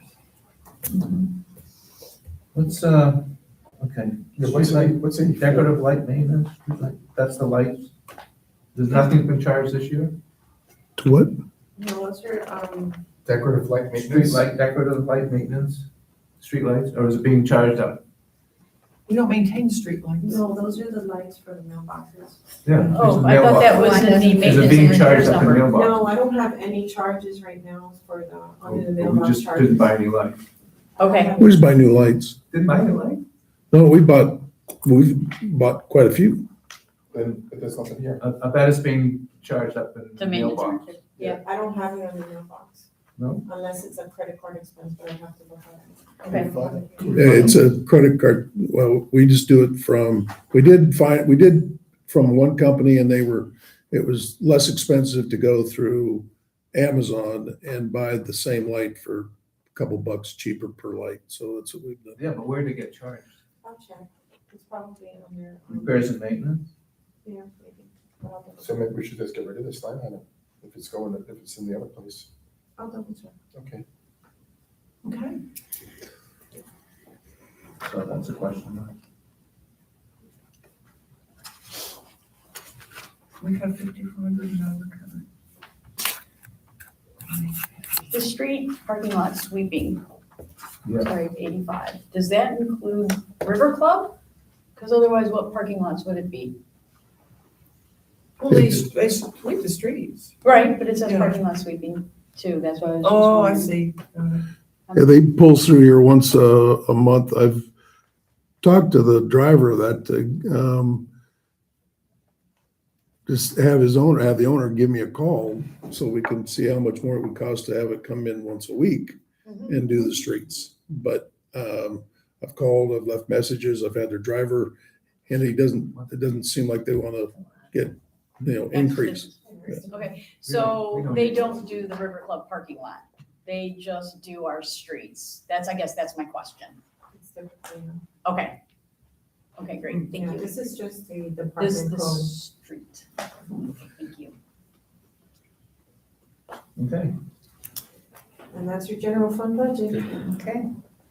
So, We saved we took $10,000 total off the way I see it. okay, That's all? That's it. Because we added some. Wow, we got Yes, we more, had and we got that. more Christmas lights. Yes. so I have a question regarding this, and this might be a capital issue. A capital expense versus operating. What if we pursued getting a traffic hawk type thing? Do we need to include that someplace in the general fund for consideration for next year? How is, Well, it would Maybe probably, reserves. it would go into capital, it would go into capital, because it would be new. right? So, okay, so, But it's all one big fund, You already happy have a traffic hawk, so fund. Do what? you already purchased a traffic hawk in the past, because it was purchased by the district. Yeah, but that's the old one that It's wouldn't. traffic do- logics. yeah, the traffic logics, Okay, yeah, so it's a it's a different different- mechanism, yeah.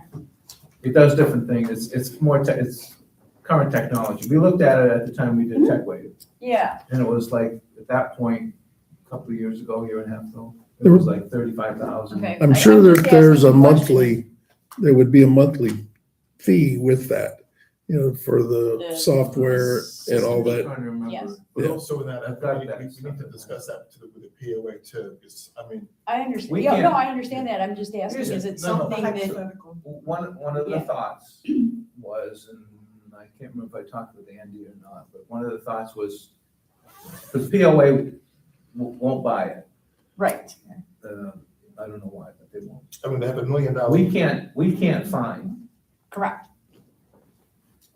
So one thought was, could we buy it for the POA mm-hmm, and have the POA reimburse us through their fine? mm-hmm, It might take several years. but, sure, And I think that was a possibility. But there's no incentive for them that if they're not keeping the money, they're not gonna, Well, eventually they'll keep the money. I once they guess- pay I us guess- back. well, But they have money. That's. oh, they've got $1 million, they've got $1 million in the Money, boardwalk so I don't understand reserves. why. so They've my, got, you know, They could buy it themselves and Yeah, pay back pay their themselves reserve back. funds. Exactly. Right. Yeah. Same way. They probably haven't thought of that. they haven't Yeah. thought of that though, but I guess my point is Well, this we can something look that we want to consider in this upcoming budget? So we cover the expense of the monthly fee and then the capital expense for this going into 26, 27, or are we gonna push this off another year? Like, I think we need to push it onto the POA. I do too. I think the POA should purchase it, purchase it and then pay themselves back through fines. And then Otherwise, they have it'd the be so incentive, and there's an complicated. incentive, they have the Yeah, incentive it to doesn't fund. really, it's not a CDD. it's not a CD. Not really, All right, no. that's, because, well, I'm just mentioning it because it came up. I mean, it is kind of It's a, our but it roads, is kind but of a we don't control CDD thing the because rules. it's our roads. It's our roads, but we don't control the rules and regulations. There's no enforcement power. We can't find, we have no enforcement power. I understand that we have no enforcement power, but we also do have the ability to turn off RFIDs. To what? RFIDs. We can turn off RFIDs for people who exceed the speed limit. So why we can't penalize? I guess Yeah. what I'm hearing the four of you say is we're throwing this back to the POA and we're not gonna be held accountable then I for think we should speeding have- in the community. Well, I think we should have a discussion with the POA. I am totally upset by the speeding issues and situation, but I mean, they have to be party to it somehow, because if we pay for it and they collect the money, they're not going to, you know. Okay, I'm If just we asking. We If they address pay us speeding back- through the speed hump. Yeah, if they Because pay us it's our back, road. if they pay us back, there's no incentive for them to actually fine it, because they're not collecting the money, but they're doing all the paperwork behind it, they're gonna say, oh, it cost me $35 But I think to you're send it. ascribing a motion, a motive to them that I Well, don't they see happening that way. Well, I guess- they've already said, sending out even the sprinkler fines is difficult because it's too timely and it costs too much money. So now the speeding fines are gonna cost just as much money and even more difficult to collect. So if they're not gonna enforce it to get us our money back, we're spending $30,000 to something that may or may not get done. There's no incentive for them. They're gonna be spending money of I their just- own. There's The only a reason I- there's a POA meeting next week. Why don't I bring it up with them? Okay, the only reason I'm asking is because if this is our trim budget and we are gonna move forward with that type of mechanism, then we should include it in the budget, But it would be capital anyway. Yeah. except for the monthly expense that could be Yeah. associated with Yeah. the fees. So that's the only reason I'm bringing it up. Yeah. I'm not asking for like a debate on what the circumstances are behind it. I'm asking, Maybe that's it. should we include this in the trim budget? Maybe that's it, maybe we buy it and they pay the monthly fees and this way there's an incentive for them to do something. We probably need 2 units. Let's compromise possible. One's an Sharon? oval unit. So what's the monthly nut, do you know? I can't remember. Gotta go back. It's probably changed since. Yeah, So we're gonna talk again Monday. okay, Maybe we can just bring it up Monday. okay. I just don't, I mean, if. But I want to talk to the have an update. POA. Oh, you wouldn't have for talked a to the week POA at that point. Okay, all right. What the guy, in the community we went down to in Fort Myers or whatever and talked to them that put it in. Uh-huh. The first year it was in, they collected $36,000 in fines. Great. That should be motivation enough for They the POA paid for to the do it. unit in 1 year. Even if it costs them $7 a violation to send it out. That would be motivation for them to do it themselves. The system pumped out the violation. Yeah, Right. but with I won't get into it. It's the POA and their fees that they They get had to charged. roll them. That's $300. Right. I'll lick the envelope. All right. There you go. All right. All right, so, on reserves, I'll work on that with Ken. Okay. And once I work on the reserve with Ken, I'll send out the adjusted worksheets to everybody. Okay.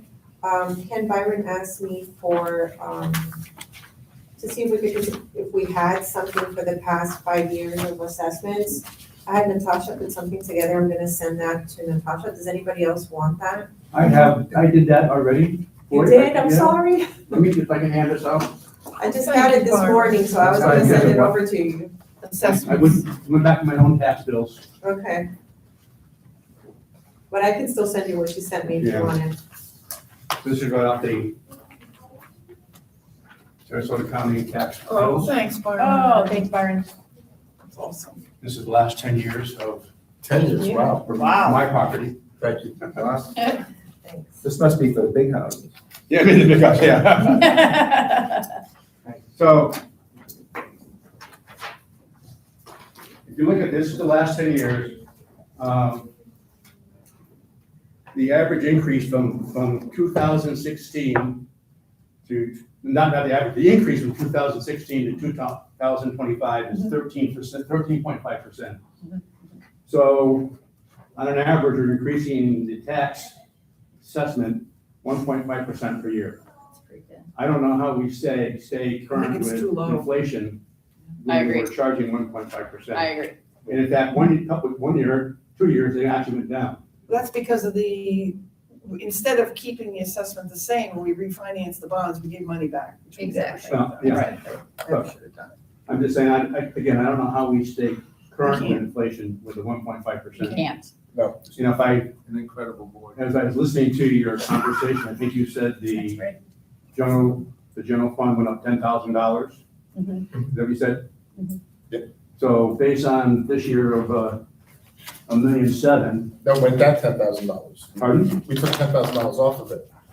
So this year the budget's $1,727,000. So what's the new one? Well, this is just the general fund. No, I know, I'm just saying, you know, they're all add up to the same thing, right?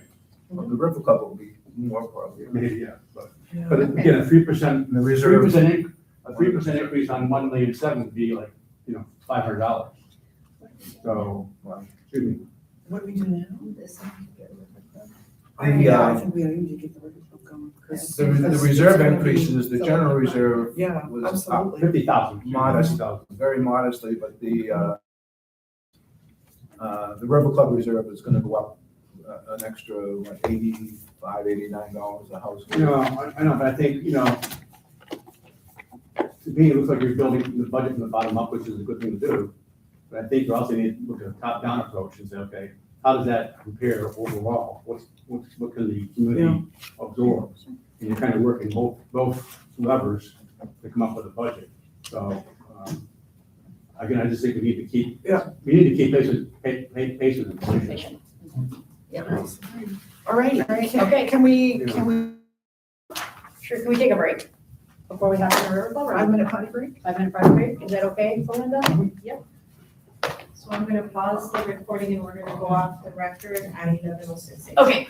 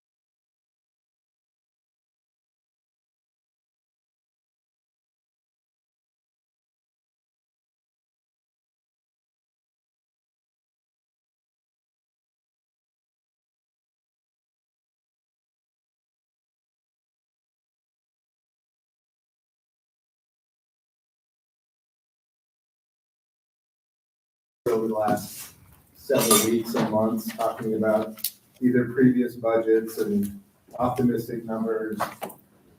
Thank you, Joe, for participating yesterday with Carol and myself. I'm gonna share the VBAG, if that's all right with you. Did you? I just plugged in my power. Okay. So in But this, kind are you of- gonna use this? Yes, I think he wanted me to project. Well, Are we going back So you on need the to record? take me out? Oh, yeah. I thought we were on the record. Okay, no, no. Yeah, well, you are. Okay, we're back on the record at 11:20 a.m. Let me see if I can find an extension cord. So this kind of, I'll go look. Extension cord? Is there one over there?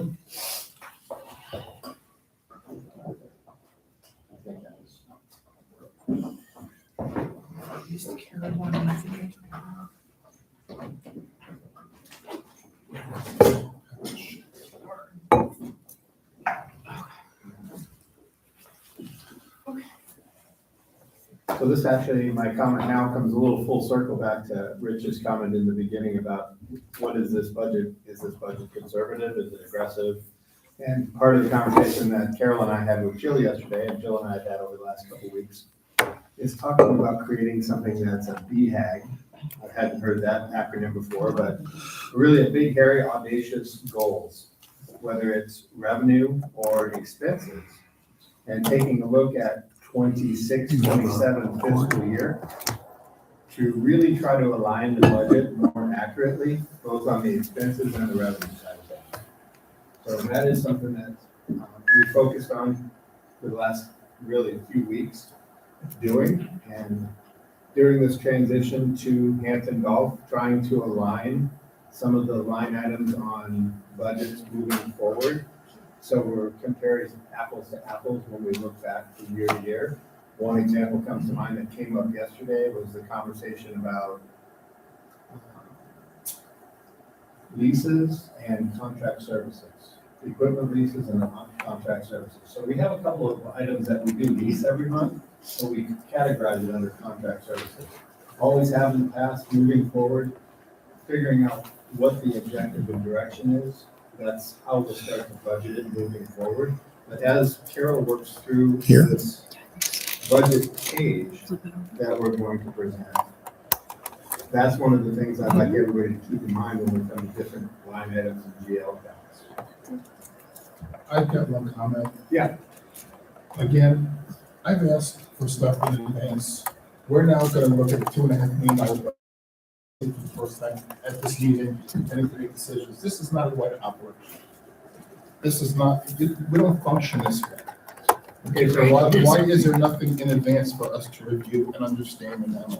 Well, that's a good question, Rich. So let me start the meeting by saying, rather than having an adversarial and confrontational tone, which I don't want to have. with you, Because I keep asking, because I keep saying this and I'm tired of repeating myself.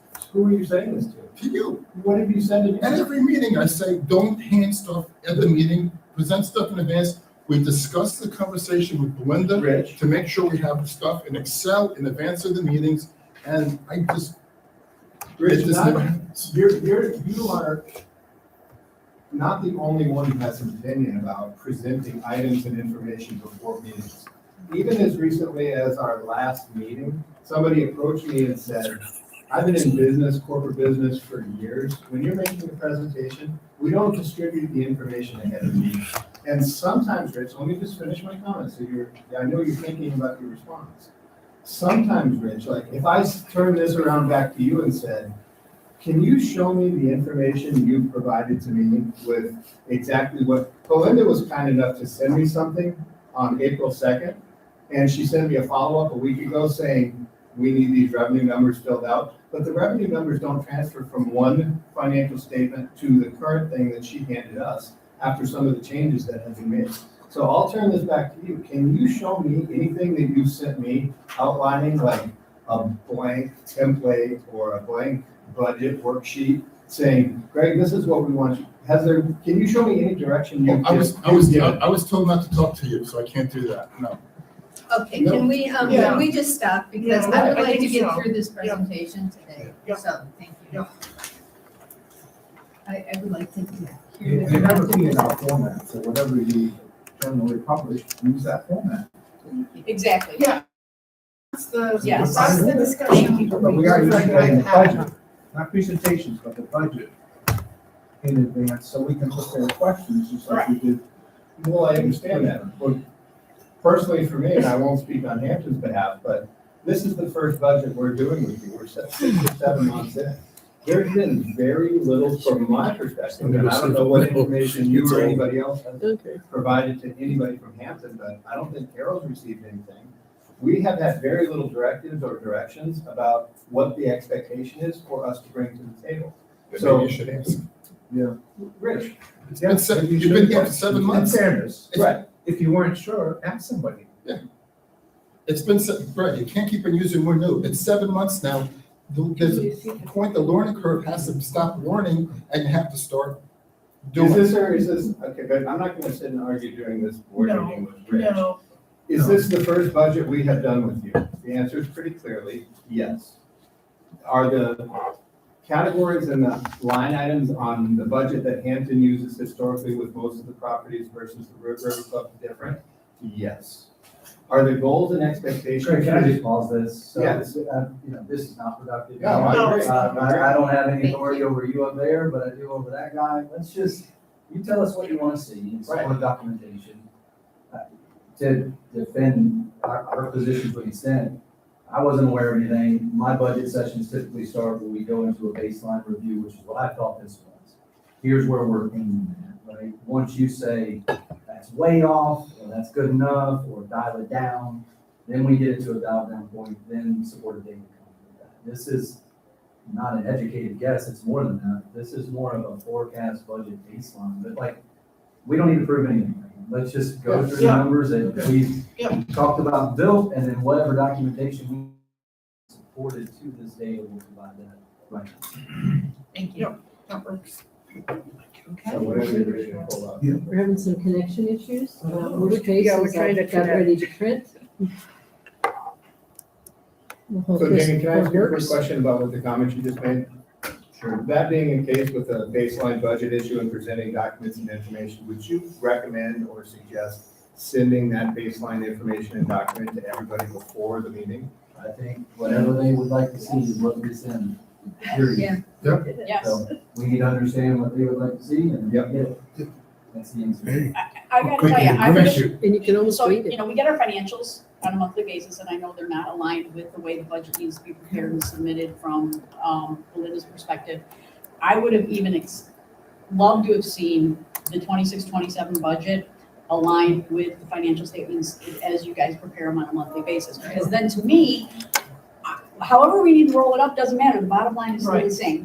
Right. And at a minimum, I would have liked to have really just seen, I'm looking at Carol's financial statements right now that she's prepared. I created my own column, 26-27. I would have been perfectly fine with that. Fair enough. So, and then work the numbers any way you need to get them rolled up so it works for the tax roll. Greg, I emailed it to you. Do you want to send it to the printer? Yeah. The layout should be. Unless you wanna email it to us. I think we'll have. You can email it to us. Well, and you can can email it to us. Great That'd be idea. really helpful. Yep. Get it focused.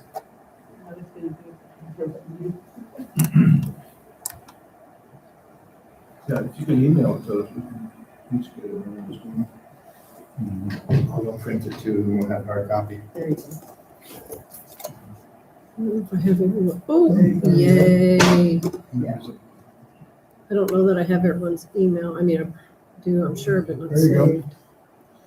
And I don't know why that's as big as I can make It's all right, it. Carol. That's my screen. I mean, it made a, I still want to remember. Yeah, I can. yeah, I. So this is similar to, I believe, to what Cindy had mentioned. We basically, this is the March financial. Yeah. And there's a forecast tab. Yeah. So the color coding are the actuals. Uh-huh. And then this is the projection. And this is where Greg is forecasting that we're gonna finish this year. This is this year's budget, Can you this just change fiscal the year. color of that green? 'Cause I can't read Yeah, that's, it. it's pretty unattractive as Change the well. color. I can't, I really can't see it. No, Get a little bit of a keystone into it. It's still, it's distorting it more. yeah, it's It still is. not. Great. Carol, can you email it to one of us and then we'll distribute it to the rest of That us? would be wonderful, thank Yes, you. that's Yeah, Carol. that'd be Okay. perfect. Thank you, Carol. I definitely have Jill's. Yeah, then you can send it to the rest of us. And I know I have the whole board, but it's not pulling up, so. There you go, Jill. Okay.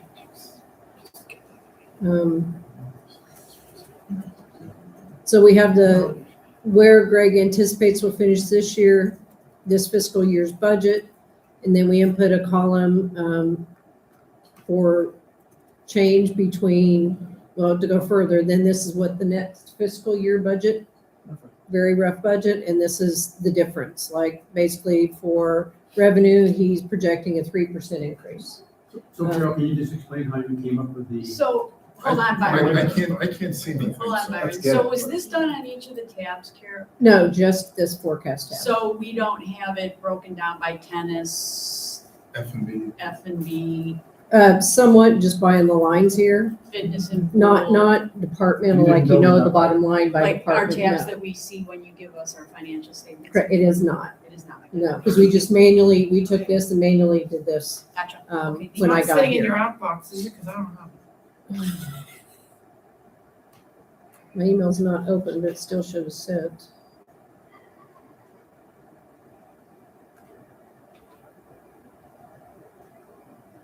Yesterday, oh, maybe I should connect to the internet, although I should be connected.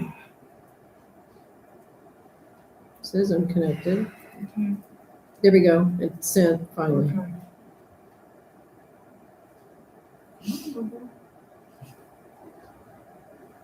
So I believe Ken or someone asked about how we came up with this forecast column. The forecast column is the actuals for November. Well, can we wait till, I can't see, so can we wait till we get it, please? Of course. She's just talking theory. But I still really can't, I don't have my right glasses on to see the distance, I would say. And then looking at. But you don't have to Such an old see man, anything. Rich. Okay. Yeah, just never explain. No, it's okay. It's okay. Carol, go ahead. Go ahead, Carol. We So- don't have to be I looking got at anything to hear your explanation. So to come up with this current fiscal year forecast, where we think the year will finish through September of 26, we have actuals for November through March. For April through September, we used a projected number. And that's where where we think we'll finish at the end of the year. Your projected numbers are based on your experience year to date or? Projected. It's not the budget. Correct. So initially it was the budget. Yeah. So wherever we made a change to the current fiscal year budget for April through September, we changed it to blue. Okay. So we started with 2025 actuals to compare what did you do last year in April through last fiscal year, April through September. And so we changed the existing budget projection to what Greg felt was realistic for this fiscal year. Okay. And then this we left stat, that's the 2026 budget, the original approved budget. And then this is where where Greg projects for next fiscal year. So Greg, I emailed it as well, so they all have it on their individual laptops.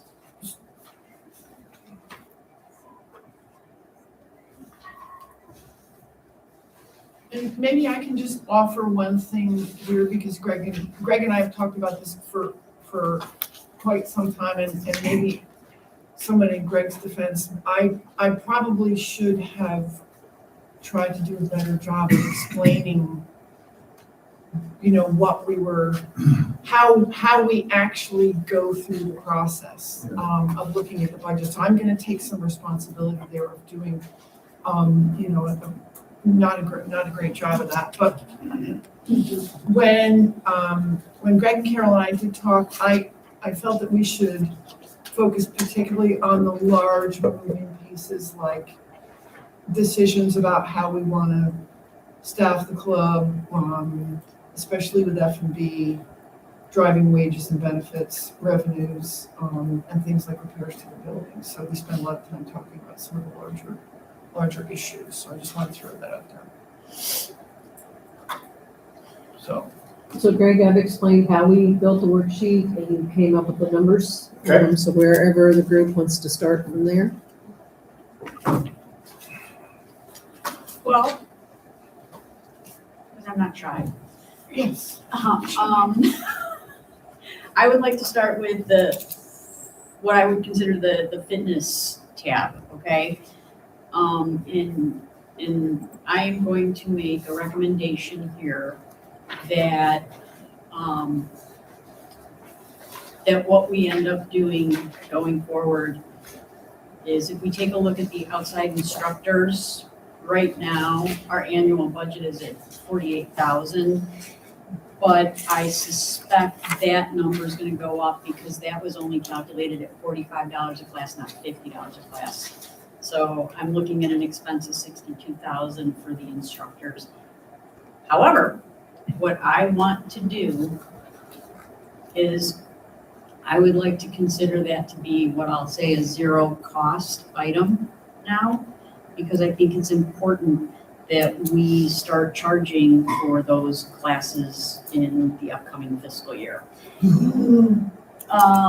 Because we can take the $60,000. I'm all behind you, by the way. Oh, okay. Jesus, why did you do that to me, Ken? That was a community gas. Oh, okay. Because here's my take on this, the $60,000 can then, I'm not saying, reduce the budget by $60,000, I'm saying move the budget and move it into a maintenance bucket for the River Club.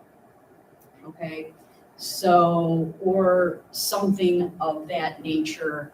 So it's not, it becomes zero cost in fitness and pool, but we take that 60,000 and throw it into an area that we need here in the River Club.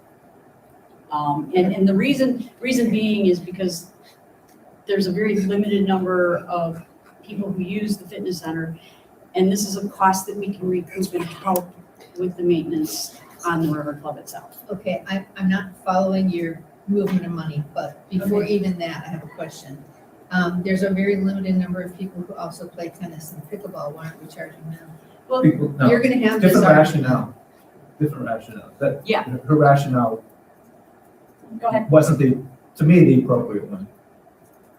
We're providing personal instruction Mhm. to 16 people in a class, sometimes 3. Correct. Correct. And my position, even though I've gone along with it, I voted to charge before, I voted to rescind it before. We're covering the cost, all I'm looking to do, like you, is to cover the cost of the instructors. Correct. Because we don't do that anywhere else. We provide the amenity. As a board, as a community, we provide the amenity. The If physical you want to take a asset. tennis lesson, you pay the pro. Pay the pro. You want to take a Right. golf lesson, you pay the pro. You want a personal trainer in the fitness room, you pay the personal trainer. We Right. provide access, we provide the facilities, we clean it, we keep it up. We provide the amenity.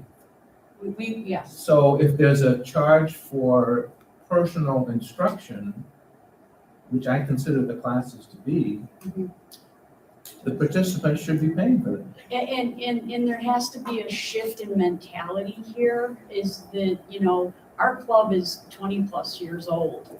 And for 10 years, WCI provided that amenity to us. But that doesn't mean or I'm not calling it an amenity, that instruction was provided to us via the perk, but WCI. So were prime rib dinners for $5.95, right? We got away from that. And I think we need to get away from this concept of everything for this type of private instruction remains free. Well, it's not free at any other community. Well, there's anywhere. that And I too. think if you bring it down to private instruction, that did make sense. Yes. I'm thinking we have to rationalize it to the community, no Yes. matter what. Yes. Yeah. So my recommendation is that, like I said, we've got $60,000 in expense, right? All that I'm saying is we recoup that from the people who decide to take those instructions, and we move that $60,000 because that's net zero, right? But right now it shows 60,000. There would be a 60,000 expense. We move 60,000 into repairs and maintenance. Yeah, and I think where we Right. move it is kind of not Well, even, because I right. think we have to talk about if you we're still paying the instructors regardless of what. Are fewer people gonna take the classes once they have to pay? Yeah. How much are you gonna charge per class? Right. Those are the things I think we have to go through to figure out if there is even a delta Right, to put somewhere. and then I am going to task the advisory committee, the Fitness and Flow Advisory Committee, to come up with recommendations for us. Well, and let me offer something here too, because Ken and I, long before I got on the board, because Ken got on before I did, I think I was on strategic planning, we had talked about this. You know, maybe a way to think about it, because I personally think we need more supervision over that area, and that's As another well. discussion. That's another discussion, yes. But I think one thing we should consider crafting isn't just saying, we're not paying for it anymore, but to say, you know, is there, if the cost of providing the instructors is $60,000, maybe we bear some of that and find a way to make the, whatever it is we charge more palatable. So it's not the same as you pay if you went down the Yes. street to Club Yeah. Pilates. Yes, You know, we're still providing a perk here, but we need an offset from you as the person Yes. taking the instruction. yes, yeah. We did see a drop off in participation the last time we charged $2 or something. But, It was- so, and there was, and I don't want to get into details, but there was a little bit of an uproar when we switched balls at the pickleball court. Oh, I'm not playing here anymore. But then eventually everybody. So maybe in the interest of time, Yes. we'll note that and Yes. then go through. Well, I would just put in a revenue line item. Yeah. To offset the cost. To offset the cost. Yeah, good Exactly. idea. And Not maybe, looking to make yes, yes, that's all that I'm asking for. Okay. Is a Okay. revenue offset, and let Fitness and Flow Advisory Committee come up with a solution that's amicable. So are you to us. following that? You're tracking? So, So I mean, the Jamie, idea, did concept make of that sense to on you the, guys? on the You mentioned department? also rackets. I mean, I know we're charging for tennis lessons, but we have a tennis league that's being administered. We're having a person, our pro is administering. But that's a fairly small amount of what Yes. he's doing. Yeah, You know, and I hear you, Rich, and I think that's part I'm of just- why, I'm I just saying- think I'm we just need to saying- carefully I'm just saying, construct I'm just saying why. to do it for parity's sake. You know, you can play tennis, it's free. You can, you know, it's, If you're just gonna go, yeah, but yeah. if you're not part of a Yeah. league where somebody's gotta do work, So, and I that's think- now an administrative or a person. Yeah, and I think in the interest of time, though, we probably should, I think we're all in the same slipstream. And, because I'd like to ask Greg, you know, does it make sense when looking at what you provided? You know, On the subject of the charging for classes or tennis or anything else like that, this has been like a culture that's embedded in this club for 10 or 20 years. I'm not saying that it can't change or grow Yeah. or evolve. And I'd be open to talking about any of those operational strategy changes, but yes, Jane. I just want to, what I've here's, done this a couple times. I would suggest with your advisory committee, look at the non-performing classes as being Right. paid for. So if you offer 25 free classes per week currently, 10 of those are poorly attended, those tend to become charged.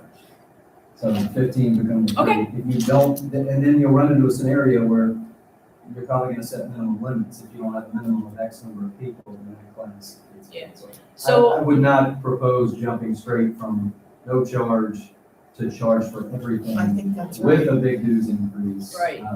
This would, It gets harder to manage. it gets harder to manage, but what I'd like to do is, rather than getting to delve into a detailed conversation about this, if we could just add, let's say, $50,000 in fitness income for revenue. I think that's aggressive. I think All right, that's I'd go half. You go half, so You know let's what I go, would do? I would even do less than that. If you're gonna increase the budget from 48 to 60, Uh-huh.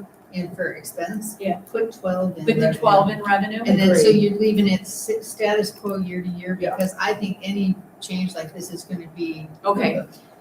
So can we just add 12,000 to the fitness revenue, fitness center income line?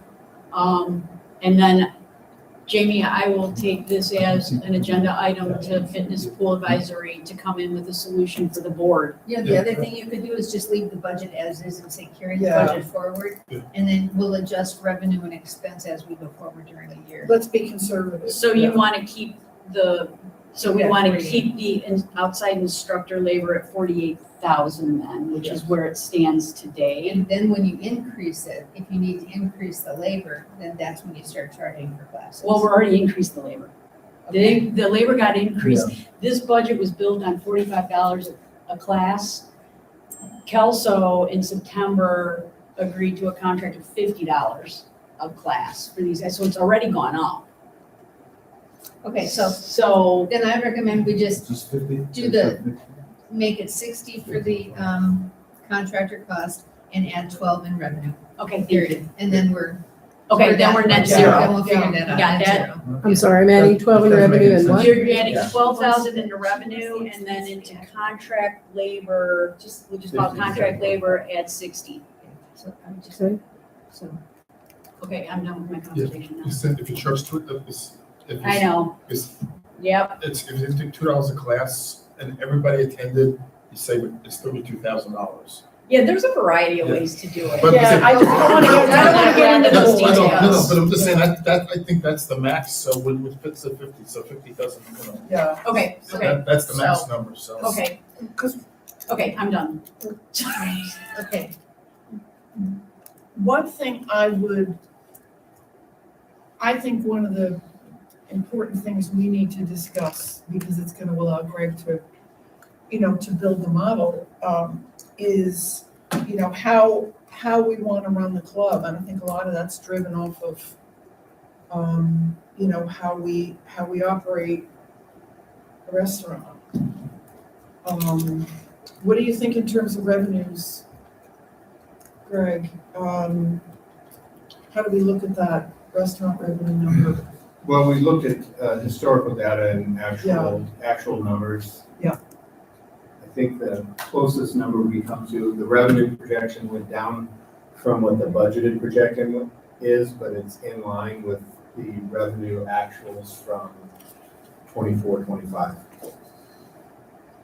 Okay. So one of the things that we did is we took the budgeted numbers and I forgot who it was that talked about the increases. The increases for the projected revenue, in some months are as much as 100%. Yeah.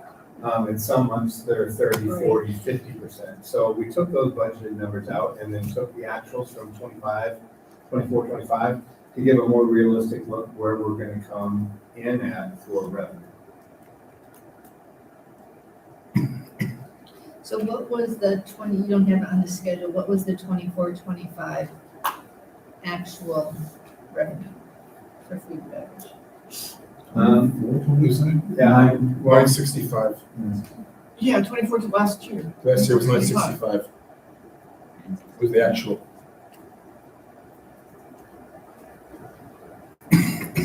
Because my personal feeling is that we should stay as conservative as possible for this budget in terms of the revenue projections. Because we don't want to be too aggressive on that source of income. and for the projections for the next year, for this year, it was 2937 is what we came in at. And for actual 26, 27, we put 2904. So you got a 3% increase. No, it's actually, if it, Yeah. Oh, that's So next year's budget is 3% of Yeah. the. No, it says 3%. But that's total, that's not just food and beverage, Yeah. that's where I was struggling. Yeah. with it. So food and beverage is. Food and beverages, it's coming in at. 964, 156, over 936. yeah, just the food and beverage, if you look at food, non-alcoholic beer, wine, and liquor.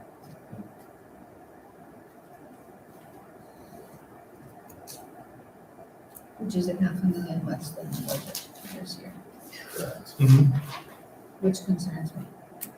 That's the point I was trying to get at, that's what I was trying to figure out the numbers for food and beverage. Well, I think, I hear you, it concerns me, especially when you come down off of budgeted numbers like that. But when the budgeted numbers are based on 100% revenue growth or 50% revenue growth, we're setting ourselves up for, we're never gonna hit that. Were you seeing 500,000? I'm not seeing that. Yeah, Well, that's I'm not sorry, bad. I'm from budget. So if you look at your That forecast. budget number doesn't. No, Budget this year is 1.125. that's exactly right. Now, what Right. Greg is showing is a budget plus forecast. So he's dialed down the forecast for the outgoing months because frankly, the budgets are unattainable. I mean, we can't hit 93% increase year over year. So that forecast model that he has is what? Does that change my total? 936 So then to finish this fiscal year. Going I down added a zero, it was 200 50,000. from. I got scared. I don't think we're gonna hit It's 936. I think even 936 this year is aggressive. Yeah, the projected numbers are based on 2025 actuals. Yeah, I know, the trends are going down. But I think that that is The a trend- good target because I don't want this to go too far down Right. because one of our monikers that we want to do is we know that having more people will eventually increase losses because of how we price things. But one of the big things we need to do is increase participation at the river.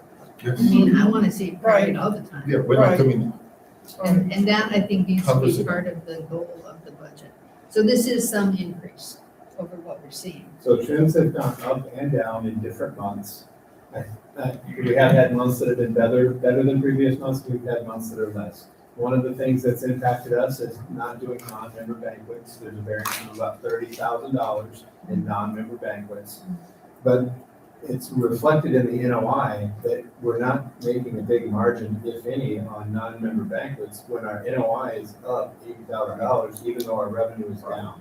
That being said, I think we'll catch up to last year's actuals because even though I wasn't here for August, September, and October, I would imagine that we're gonna be in better shape than Vesta was the last 30, 60, 90 days of their contract year. And I look at that, and part of the reason I come to that conclusion, even not having been here, is I'm looking at the payroll and the expenses, especially in the month of September and October, and you can see what we've been talking about is a lot of people left. So payroll went off the cliff in September and October, and it doesn't start picking up again until November, December. So to come full circle, in my mind, by the time we, having been here for 6 or 8 months with a staff that's operating and running, we're gonna do it as well or better, in my opinion, than Vesta. Well, what happened last year is we had the club closed for a week or two because the parking lot pad, and Right. so there were closures down. And also, on the positive side, everybody from Vesta was told to take their vacation in September, in August, September, or lose it. So We still sales pay for it. expenses were high. Higher. Oh, I as see a what you're result saying. of that. Yeah, I see what you're saying. Yeah. Well, what you just touched on is one of the reasons that we probably have some room to trim payroll June, July, and August. One of the reasons I left it higher was to be conservative and to know that we're gonna also be paying for people to take the vacation and time off. So we'll be carrying double payroll even though the staff is. So my thinking, as, I talked through this with Greg at some length and then a little bit yesterday is, I think, I hear what you're saying, Cheryl, at the same time, I think if we're conservative with the revenue projections across the categories for food and beverage, for the trim budget, we'll have a couple more months under our belt, at least 2, possibly 3, depending on the timing. We could adjust the revenue number for the final budget, but I'd rather be conservative for the trim.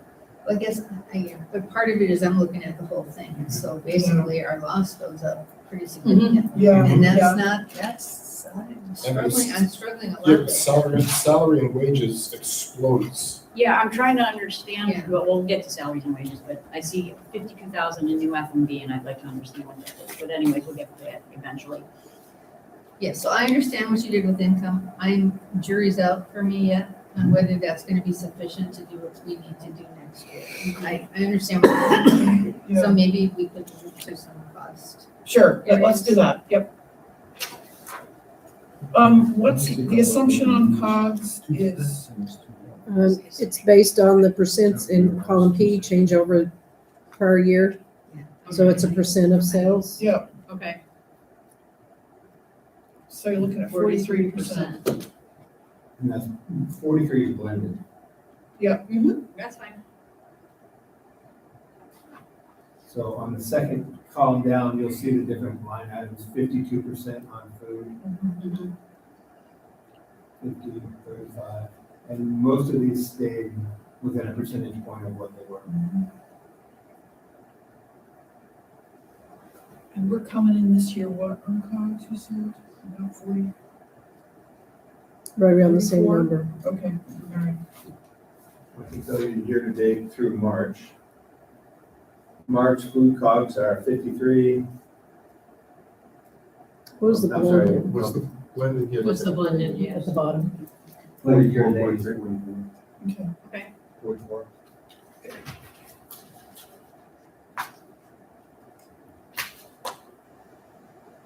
These are high, 52% food cost is high, but unless we're gonna increase pricing. Well, and I'll tell you, last year's actuals came in at 57. It's actually 52% of sales. Yeah, we need to keep the comments to the board. Yeah. Okay. Do you want to take us, all right, so I don't want to hog up all the airtime here, but, should we just keep going down I think that's the best way to the do left it. side? I agree. Selling Okay. wages. Yep. Yeah. What additional headcount do we need in F&B? Do you have actual positions and titles? Yeah, we had asked for that, job responsibilities and stuff like that for this meeting. Didn't I give you a full list of job responsibilities for You every? did, but every- this didn't include incremental. Do you need- What did you send there? No. Yeah, just you get gave off. us one, but that And was so, I mean, I'm just, just current. I mean, if That was we're not getting, That was current, I don't that was think not our anybody's looking at it. incremental, so I'm curious to know what the $52,000 is in incremental headcount. Roles, responsibilities, and titles. Is anybody looking at this? No, So we can turn it off? I think we can. yeah, I think so. Yeah. Unless Carol needs it. No, I'm good.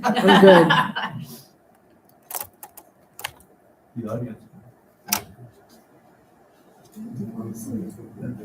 Well, so the. She's the got it right comment- there. I think the question is the, What was up there? the incremental on the, Yeah, you're good. on the labor is the 52, the 52 on the F&B. So a big chunk of that is the salaries that were established, I think, for myself, Kat, Luciano, and the raise that was given to Brian. I don't know, Jamie can probably speak as well as I can to the exact dollar value. But that should already be, That should be built into the that should be budget. built into the budget that Not you've already additional done, because headcount. everybody got salaries. Show me what you're raises. looking for that, or additional. Well, I I don't see- see headcount on it. I see a line that says 52,000 for F&B, So that's two subtotal new positions. So 52,000 for F&B, 24,000 for tennis and fitness, and 43,680 for facilities, 119,680 subtotal new positions. Yeah. So this is not an increase, these are new positions. It's on the different. It didn't print out, you're looking at the Yeah, it's on the computer, I'm looking at the forecast. paper. Cindy, I can explain all of those, that I'm recommending that the club considers moving forward to fiscal. One of the positions is an F&B manager, that, in my opinion, with the hours of operation and the coverage that's required here and the expectations, there should be another salaried F&B manager. My second recommendation goes to fitness and tennis support person, someone that can help with the fitness area, tennis, whether it's grooming on Matt's day off or managing people later in the day when Matt's not here. That is the second position that I'm recommending for the budget. Okay, The third position that I'm recommending for the budget is a facilities maintenance person. That would be an hourly role, not a managerial role, but an hourly role. Right now in the budget, there's 1.5 FTEs for facilities maintenance. What's rolled into facilities maintenance is tennis court maintenance. So we're kind of committed, not kind of committed, it's about 18 to 21 hours a week in the morning with court grooming every day. So one of the, or half of an FTE, 20 hours a week is consumed by tennis court maintenance every morning. That leaves us one body for a 7-day-a-week operation at 40 hours. My suggestion is to have at least one more full-time body for full-time equivalents. Those are the 3 positions that I'm recommending add. Okay, my question is, we've been doing it without these 3 people all these years. Okay, so can I answer? Yeah. So you say that, we've been doing it, but you haven't been doing it 7 days a week. You haven't been doing it open Saturday nights. And I can tell you from looking at the property and the condition of the property, it hasn't been done well. So there are a number of concerns and issues, whether it's painting, equipment repair and replacement, taking care of the property, that hasn't been done well. So, Oh, I know it hasn't been done well, but that doesn't mean that we need more people to do it, because once we get caught up with the people we have, then it's done. I don't think we could get caught up here for 5 years. With the amount of work that there is to be done, and there's also an expectation to have somebody helping with cleanliness when stuff breaks down, whether it's a toilet or the fitness area or a piece of equipment. There's just not enough bodies to cover the hours of operation that have expanded over the years. In addition, one of the challenges that we've talked about since my interview process was how many people live in the community that don't use the club anymore because of the bad experiences that they've had. So when I hear this is the way we've done it for years, there's something that's created half of the community to not use the club. Well, they're not using the club for the tennis and fitness, and it's an F&B issue that people aren't using the club, but everybody else who wants to use the tennis is using tennis, and people who want to go to the gym are going to the gym.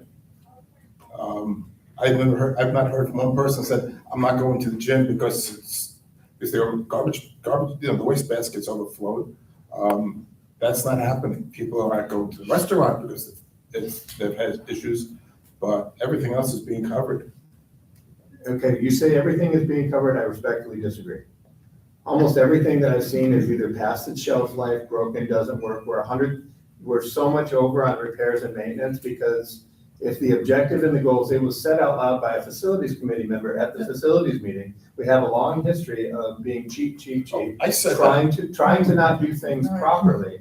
And part of that speaks to labor and revenue, in my opinion. So if the goal, Rich, is to cut the labor as much as possible and run as thin of people as possible and not have coverage, whether it's facilities maintenance or somebody in the fitness area responsible for cleaning or somebody who's taking care of the utilities during the hours of operation. But I will give you 60 hours a week in our current schedule and tell me where you think a facilities maintenance person should be and how we can have coverage. Or an F&B manager, when we have, like Friday night's a good example. This last Friday, we had 50 covers in the restaurant and 130 covers at the pool and 1 food and beverage manager. And myself, Ken saw what it looked like. To me, that's not performing at a level of an amenity in a club. But that's a one-night exception. But it's not. Yes. I hear you. And we also, and we have a GM, we have a Rich, GM. before we go back to history, so the food and beverage position you've got in here, Yes. what's the purpose of that position that Luciano and Chef don't cover? What's this position intended to do? Fair enough. Interviewing, scheduling, ordering, inventorying, and to me, one of the most important roles is onboarding and training and supervising to making sure people are doing their job. So there's 5 or 6 things that. I thought we had a lead server position. In order to achieve our budget, our lead server, just like our lead bartender, is a server.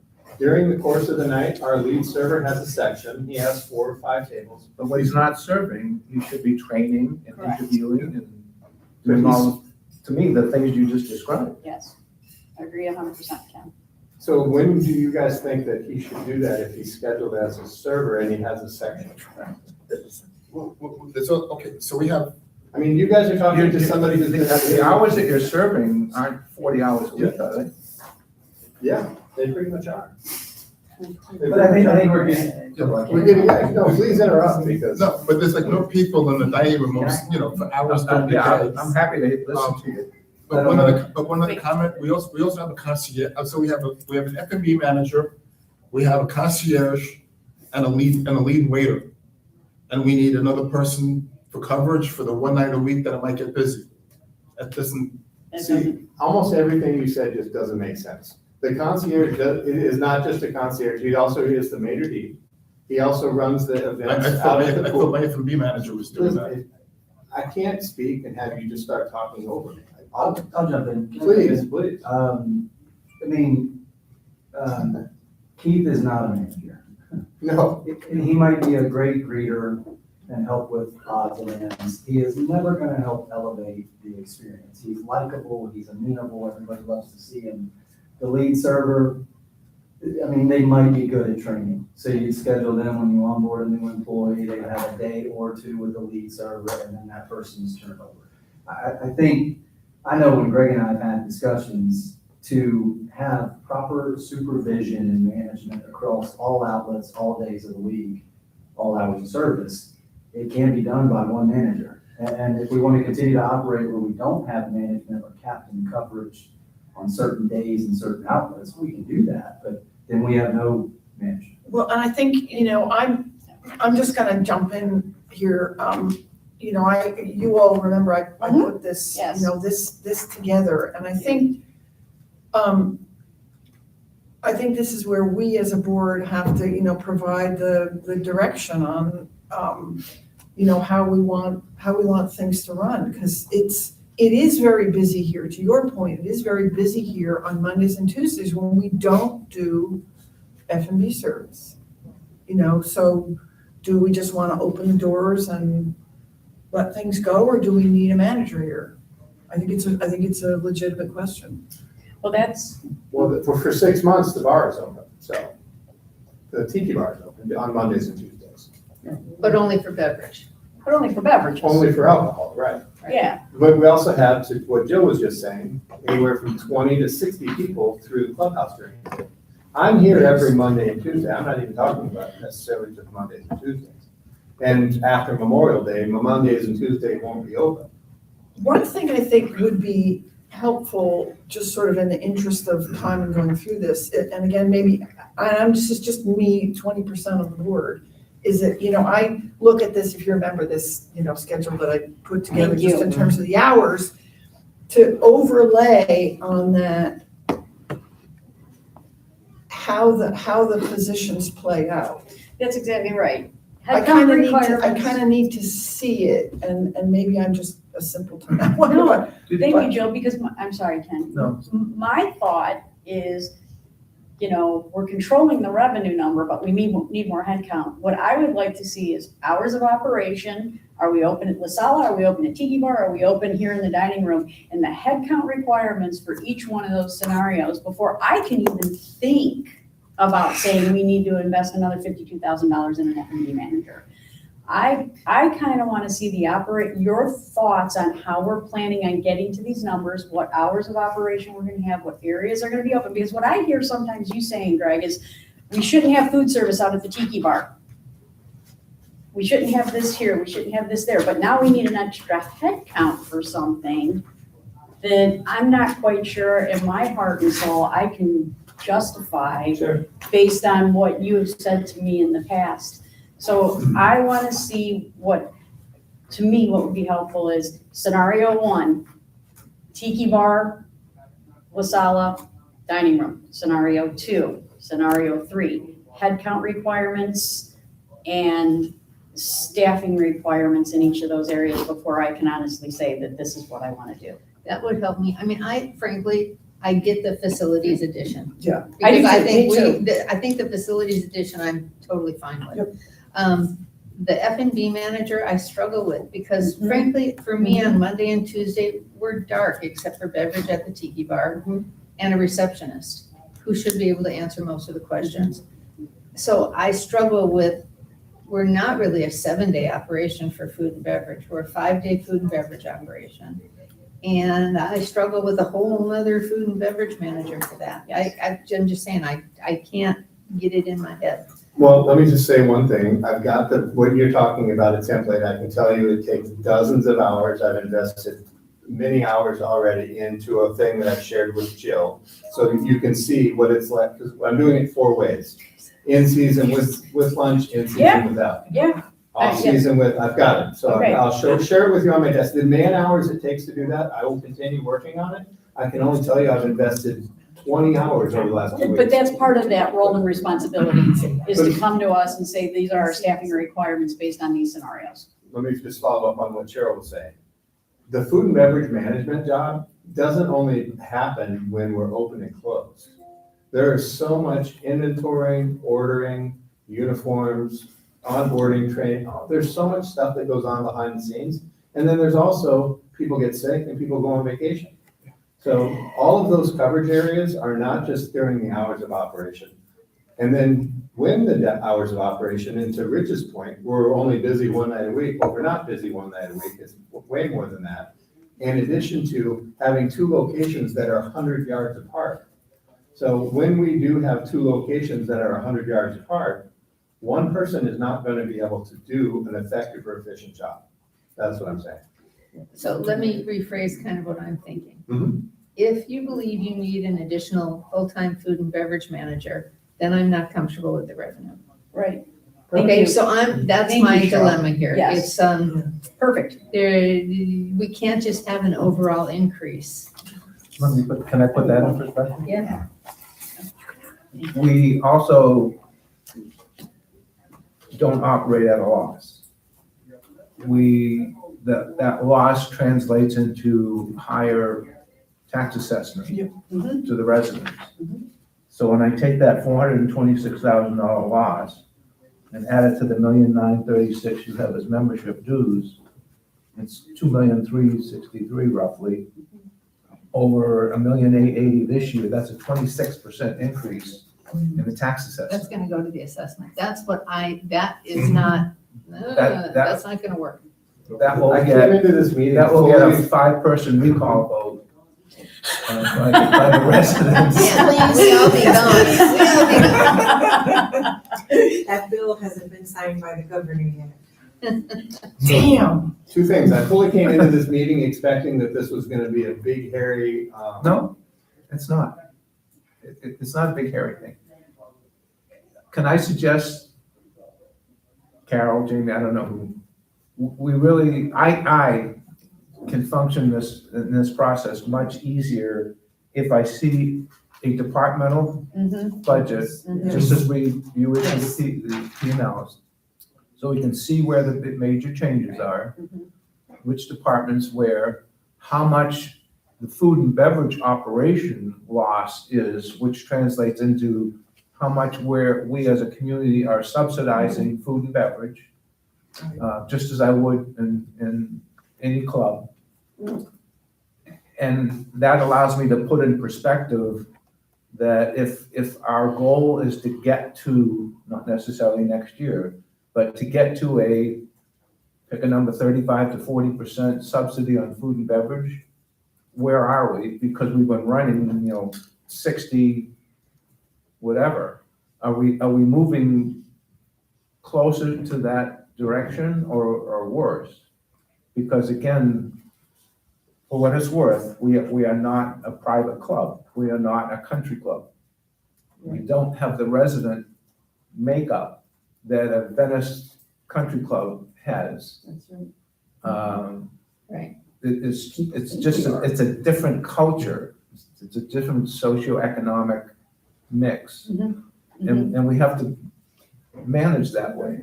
We have to think about it that And way. also the other big And issue to that work to that goal of where do we want to be, that balances having the amenities, having a subsidized food and beverage operation, which we know will operate at a loss. It's just a matter of how big do we want that loss to be managed to. And then translate that into an operating budget. It's not a big bang hairy thing. It's just And And then then, running are the business the way, to the goals you want the business to accomplish. and even a private country club, does not try to strive for 7 days a week operations. They close for a day or two to take care of things. And they also, I'm certain, don't have 5:30 to 11 facilities hours. They have cut back. This club, to me, what I've seen and heard over the years, I mean, less than 5 years ago, is it not true that you were closed on Thursday nights? No. We were That's never not closed on Never Thursday night. closed on Thursday No. nights? No. The only night we were ever closed that we are open now is Saturday. Saturday? Yeah, because Saturdays, we always had And trouble and getting if we're not trash. getting a lot of people here Saturday, we should change that. Change it, exactly, It was a test. exactly. Well, and I guess I would just want to chuck in here, though. I do think that and I think it's especially after the Tiki got renovated, I think we have had mission creep up here in a good way. You know, that people want to use the club. Lunch is another example where we're open for lunch. We were never open for lunch from, 11:30 to 3 o'clock in the dining room 12 months a year. We were never until a couple of years ago. I think we've had some creep. I also think, and I hear you, Cheryl, when you say it, people love burger night and there's a reason they love it. On the other hand, there is, at least among some, an expectation in here. They think it's the Ritz-Carlton. They think it's a $500. But they want the Ritz-Carlton with burger and brew prices. Right. They do. Correct. That is the And problem. so I think that's where we as a board, have to remember that and.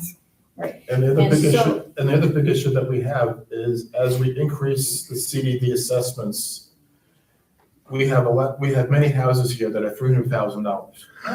And $300,000 with a mortgage, the amount of money that this assessment hits is incrementally large to that $300,000 house. So that same house in another property without that assessment can sell for a lot more because people have to reduce their house prices because ultimately people look at the monthly payment. And if we're keep hitting a $300,000 house with a large assessment, they're now reducing their prices to $260,000, $270,000 to try to sell, to get the prices down so they could, versus somebody else's house in a different community selling for the same thing. And that just diminishes the entire. Percentage is different, but. The percentage is different. No, Exactly. but no, it's different per house, but I'm saying, but still, a small house is still paying more money. And it's a number that somebody buying in has to reconcile. Can I afford to buy here? Well, but I think that's where why we have to keep our amenities up because Exactly. if you have something that's shabby, good luck selling. No, I And totally, that's- a yes, 1,200 square foot house. you can tell I'm So 1,000% behind that. It's tricky, and I have to say, I do take Greg's point that I think, we have in some circumstances cheaped out and kicked the can down the road and not kept stuff up. Agreed. And that's not really the operations and maintenance budget, but maybe it's time for expectation, setting. I And think I'm that's it. okay with a loss expectation. I just am not okay with going from a loss of 260 to a loss of 420. Right. That's not happening. Well, I don't So know where the 260 comes it's right here. But No, no, I see it on kind the of where I paper. was getting at. I don't know saying how we're now gonna it's achieve time that. to level set We're not that's running the it that way, charging no. zone for the classes. from. We have to reset expectations. I haven't had a chance to look at that. And that's life in today's environment. The world has changed. So, Upside down. I just, go No, Can I this is just say going one the thing, other way. I please? expect this year's loss to be much higher than I- 260. I'm not Not in trying total. at you. Not total. oh, okay. Not total. Yeah, I'm thinking. yeah, no, we need one No. conversation, No, that's total. one conversation. So I just have one thing to say. Yeah. So we currently have, for fitness and tennis, we currently have $10,000 in payroll for one individual who's $10,000 a year for a who's 6 some hours a week. I see you're adding 24,000, that's incremental. Should the total just be 14,000 because that's an extra 10 grand. Like, so what, are you saying the new number is gonna be 34,000?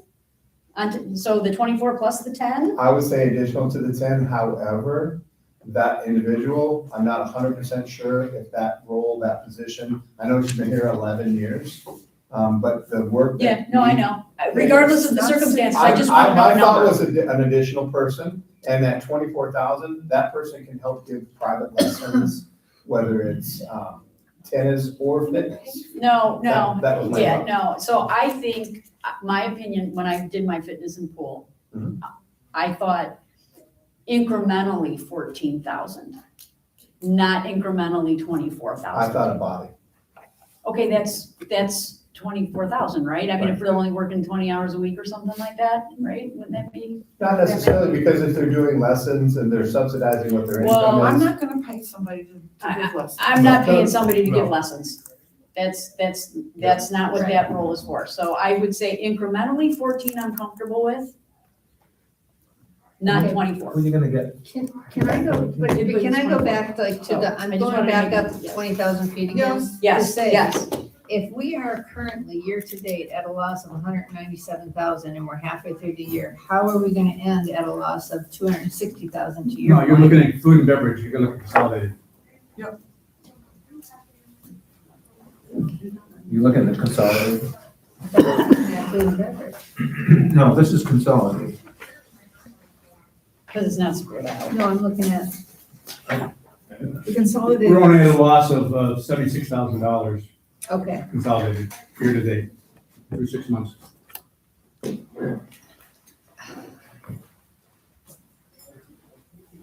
so the income statement analysis you Well, that sent out, begs the Byron, question, is how do that we get to consolidated or 260? food and beverage? Pardon? The analysis you sent out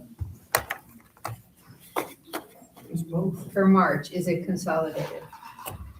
You sent out an analysis. Yeah, Yeah. Yeah, It's consolidated? there's a consolidated number in I there. didn't look at consolidated P and L. Yeah, I'm just looking at the March budget, so total consolidated, we're at a loss of $76,000. Well, then this is food and beverage that I'm, Food and beverage, we're a loss of, 197. I think that was only food and beverage, because that was the discussion. This is too tiny, I can't read it in this light. Well, so It is food and beverage only, yeah. it'll be less on the consolidated basis. So I have a question then. What if do we want to tool through the consolidated income statement for, the forecasted income statement? No, you don't think so. You want to go department up? I want to go department up and I want to know what the anticipated options are that we have in the associated headcount and payroll.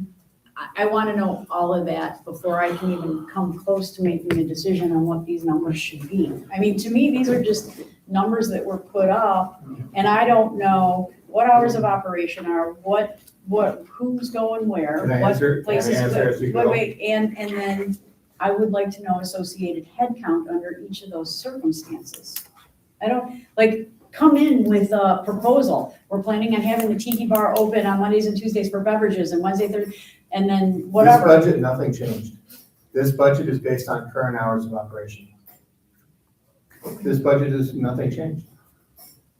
So your suggestion is we change nothing? So your suggestion is we change nothing going No, forward? my directive was to come in with a full-fledged budget, maximizing everything, overestimate, be conservative on the revenue, make sure you cover your expenses sufficiently, so then we can trim from there. That's the directive that I received. Well, I suggested that Yes.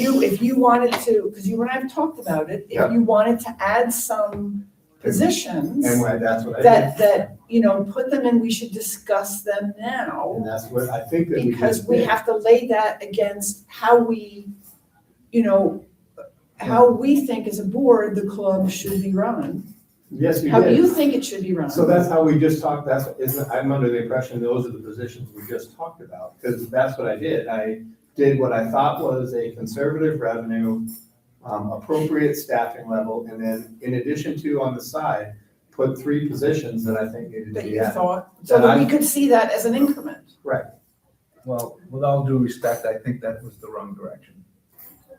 I think from a budgetary standpoint, I would have expected Hampton, not you personally, but Hampton collectively, to come in with a proposed budget of how you think the club should be run for next year. But isn't that what Not this take is? everything status quo as it is and then add to it. Right. That makes no sense. So just as a former CFO for 43 years, I would never approach a budget that way.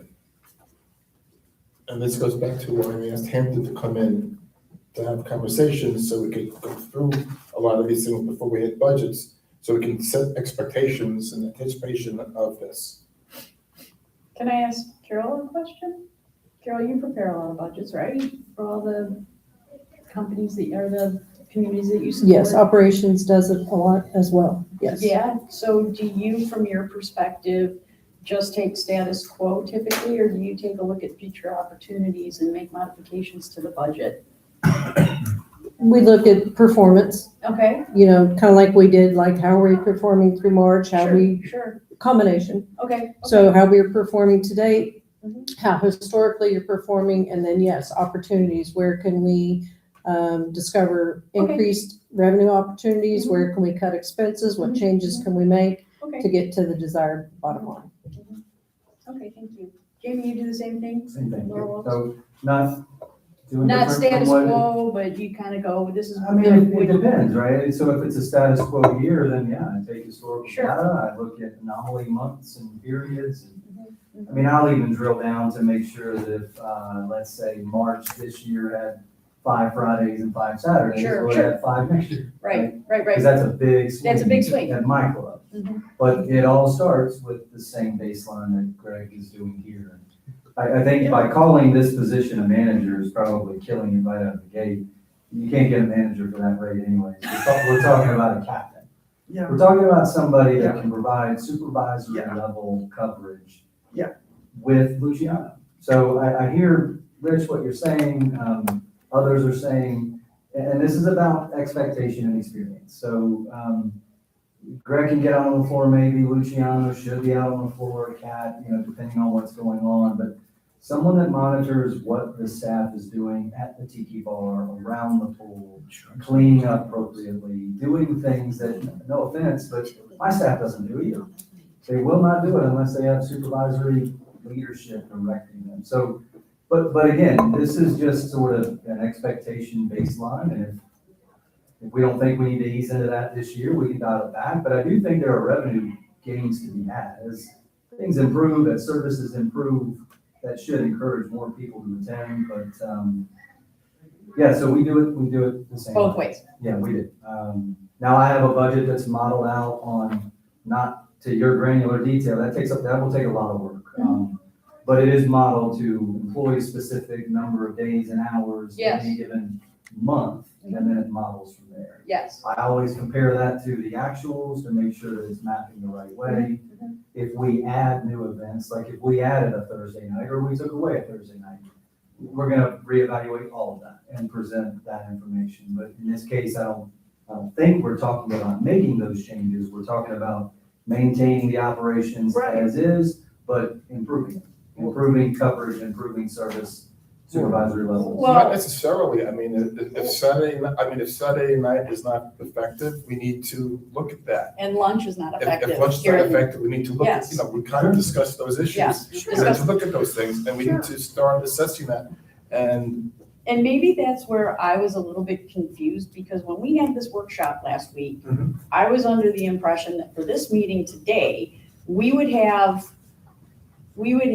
those types of scenarios to talk about. And maybe that was an over expectation on my part. I thought the same. Okay, So then we want to analyze daily lunch service and then Saturday dinner service. I mean, that was It's not- kind of what happened at the workshop, and maybe that's where I got myself confused, Jamie, is that there was a lot of conversation at the workshop about how this budget was going to be presented to us today with these different options. It wasn't gonna be basically the status quo carried over into next year. Sure, so what I would do on something like that, because I do this not regularly anymore, we probably discuss it every other month. I would just analyze the revenue, the labor, the burden, the cogs, the everything. Yeah, And maybe even drill down into a monthly period, because obviously your summer months are gonna be different. different. So Mhm. to keep it high level, look at a monthly comparison, so you could see that lunch business generally in January is failing. If it's failing, then you drill down deeper to the respective days and find out which one of those days is failing. Same with Saturdays, you just take every Saturday business, And then pull it out. do it on a monthly basis. I mean, I'd say it should be relatively easy, assuming people did punch in and punch out correctly and all that. We should be able to get labor generation reports pretty simply. Obviously, the revenue generation reports quite simply, and then we calculate COGS as a rough Sure. 50% blend or 43% blend. Understood. So yeah, we can work on all that. That's new to me, and if this is something that has been discussed and we need to work on rapidly, we will. I wasn't aware that we were entirely open to adjusting those, but Well, if we we had are, that then- discussion at our last meeting, didn't Yes, We we did, did. we I had thought the we discussion, did. I did the dive in Yes, the front of we the house, did. back of the house labor, the net effect is about $350 a day Right. in labor. Why don't you and I we'll break out, we'll work on some rough detail, yeah. So Yeah, we because can as work an on that. example, if, I'm sure the numbers aren't right, but if we were going to not serve lunch, in the 6 quiet months of the year at all, right? And open at 4 o'clock or whatever, we would save $30,000 a year and we'd lose $15,000 in revenue, whatever Sure. Yes. that is. Because again, to be fair to Greg, I did say we need to look and see what we're doing, what it's gonna look like for the course of this year, and then where do you think, if we need to get our service level up to where you think it needs to be, what has to get added? Yeah. So to be fair to Greg, that did come from me in Okay. terms of a Which is fine. open, stark proposal. Well, yeah, and I've even said to Greg that with these outlets, with the days and hours of coverage, to have just one manager be the sole person overseeing all that is not sustainable. Not if you're hoping to just increase the level of service a bit. Now, I've got multiple captains, they do multiple jobs, but first and foremost, they are the supervisory authority. But as they're supervising, they're also working and cleaning tables and helping get this, but they don't have to be dedicated to a section. So they can float, they can see that Right. somebody's still waiting for their food, run in the kitchen, check on what's going on. They Yeah, can because- be they're the fire. Because Before the fire gets going. because I think here, for example, you've a food outlet that's 100 yards away, more, in terms of steps. To expect a bartender to be able to handle overflowing garbage cans and stuff left on tables and everything is we've heard complaints about stuff not getting handled. So the question is it not getting handled because we don't have enough labor, or is it just not getting handled? And we need to understand, based on what we think we should be doing in terms of hours of operation. Correct. What people expect. Correct. And the Are we productivity, staffed yes. properly or Are we not? staffed properly and the productivity and And like, for yes. example, we talk about getting rid of Saturday night. Sounds great, but if we get rid of Saturday night dining room, do we stay open Saturday night tiki bar? Or, because obviously you still need a kitchen staff. So if you have a Right. kitchen staff, Right, does it make sense then to cancel Saturday night dinner here? Because if you have one staff person, one white person sitting here handling the few people, because we want to keep tiki bar open, that might be a rational decision to make. But we don't know that because we don't know what, without looking at the numbers and the implications of keeping the kitchen open for tiki versus tiki and dining. Yeah, understood. No, and I think that's fair. I think that's what we would look at. And frankly, what you probably do is you eliminate the non-performer and keep the other thing open. And hopefully that this drives what little revenue that way. It makes sense that this outlet should have pool service, probably Friday, Saturday, Sunday, right? I mean, kids, grandkids, whoever's here, come down to the pool and let's have lunch or dinner on the weekends. But having it be 2 outlets, indoor, outdoor, probably doesn't make sense, but we need to look at all that data. And that, I won't pretend to say or think it's an easy generation, but we'll work on it and hopefully get it pretty quickly. So that way we can have some meaningful discussion at the next round of this or preemptive to that. okay. I did some modeling with Greg and Carol, just taking that initial baseline, adjusting it a little bit, kind of adjusting the revenues. They are truly kind of all over the place with prior year performance to budget this year, so it is tough to come up with the right forecast number. I did a blend where it kind of falls in the middle. Some months might be a little stronger than what's put in the forecast you're looking at now. I did some of those adjustments. I did some of the labor adjustments to account for, Cindy, some of the things that, we're all talking about, maybe some staff redundancies, whatever. And it does shake out to a quite different number very quickly. There's some questions about, the losses. We've got some real anomalies happening this year. Repairs are trending at 70,000 over. Taxes, as you know, are over. Windfall for us in the overhead department as well. But there's some big chunk items that, if we're gonna spend 120,000 in repairs and that is a spike year, some clubs would say, keep that going. We don't ever want to shortchange repairs. Some clubs, and I've been with plenty of them, would say, well, that was an unusual year, we should come down. So I think that's some of the baseline we're talking about. In the case of this club, missing budget it's a big deal. It's not like a normal club. You miss budget, That's right. you might get your hand slapped a little bit for the budget miss, but it is not a tax issue like it is here. So I think, we've got some easy grabs in the revenue side of things and the expense. I would agree that this should model an appropriate increase in revenue and food and beverage. But it does make a pretty substantial change already, just modeling in some of those adjustments that we had discussed earlier this morning. And just one thing, when you're looking at the numbers, I don't know if this is related to you guys, I determined that when Vesta was doing their monthlies, they were doing the 5-5-4 scenario. Yes. You're Yeah. doing Calendar month. your calendar month, so that's why that's why we saw those wild swings. You had a great month, you had a terrible month, great month, terrible month, and that was, So so you had, again, year to date, that, yes. That shakes out. Yeah, you're That the shakes out. you're the Yeah. cleared it up. I'm It telling you. did present some weird months, which, Rich was looking at, understandably. but after 6 months, it's 2 days difference, and one of those days is the Monday when we're not even. Yeah, it all places. No, I went it's- back on the calendar and compared it. It's a Sunday and a Monday. We're 2 days difference after 6 months. So versus fiscal year, fiscal calendar. No, I was just referring to the monthly swings, but yes, we are right on target. Where do we want to go from here? And where do we stand? Well, I just wanted to chime in, supervisors, based off of, what I'm hearing. You do have the ability to continue this workshop. Last year, I think the workshop was on the 21st, so you still have time. Yeah. So maybe you can discuss picking a continuance date. I've already issued the workshop agenda for Monday. Okay, cool. So if you want to have additional discussions on Monday, you can. I don't know that it's productive at this time to continue this discussion because, I don't think so, because we aren't gonna have any other information. Right. Correct. Right. So I think you need to give the Hampton team time to go back and come back with whatever you've discussed today.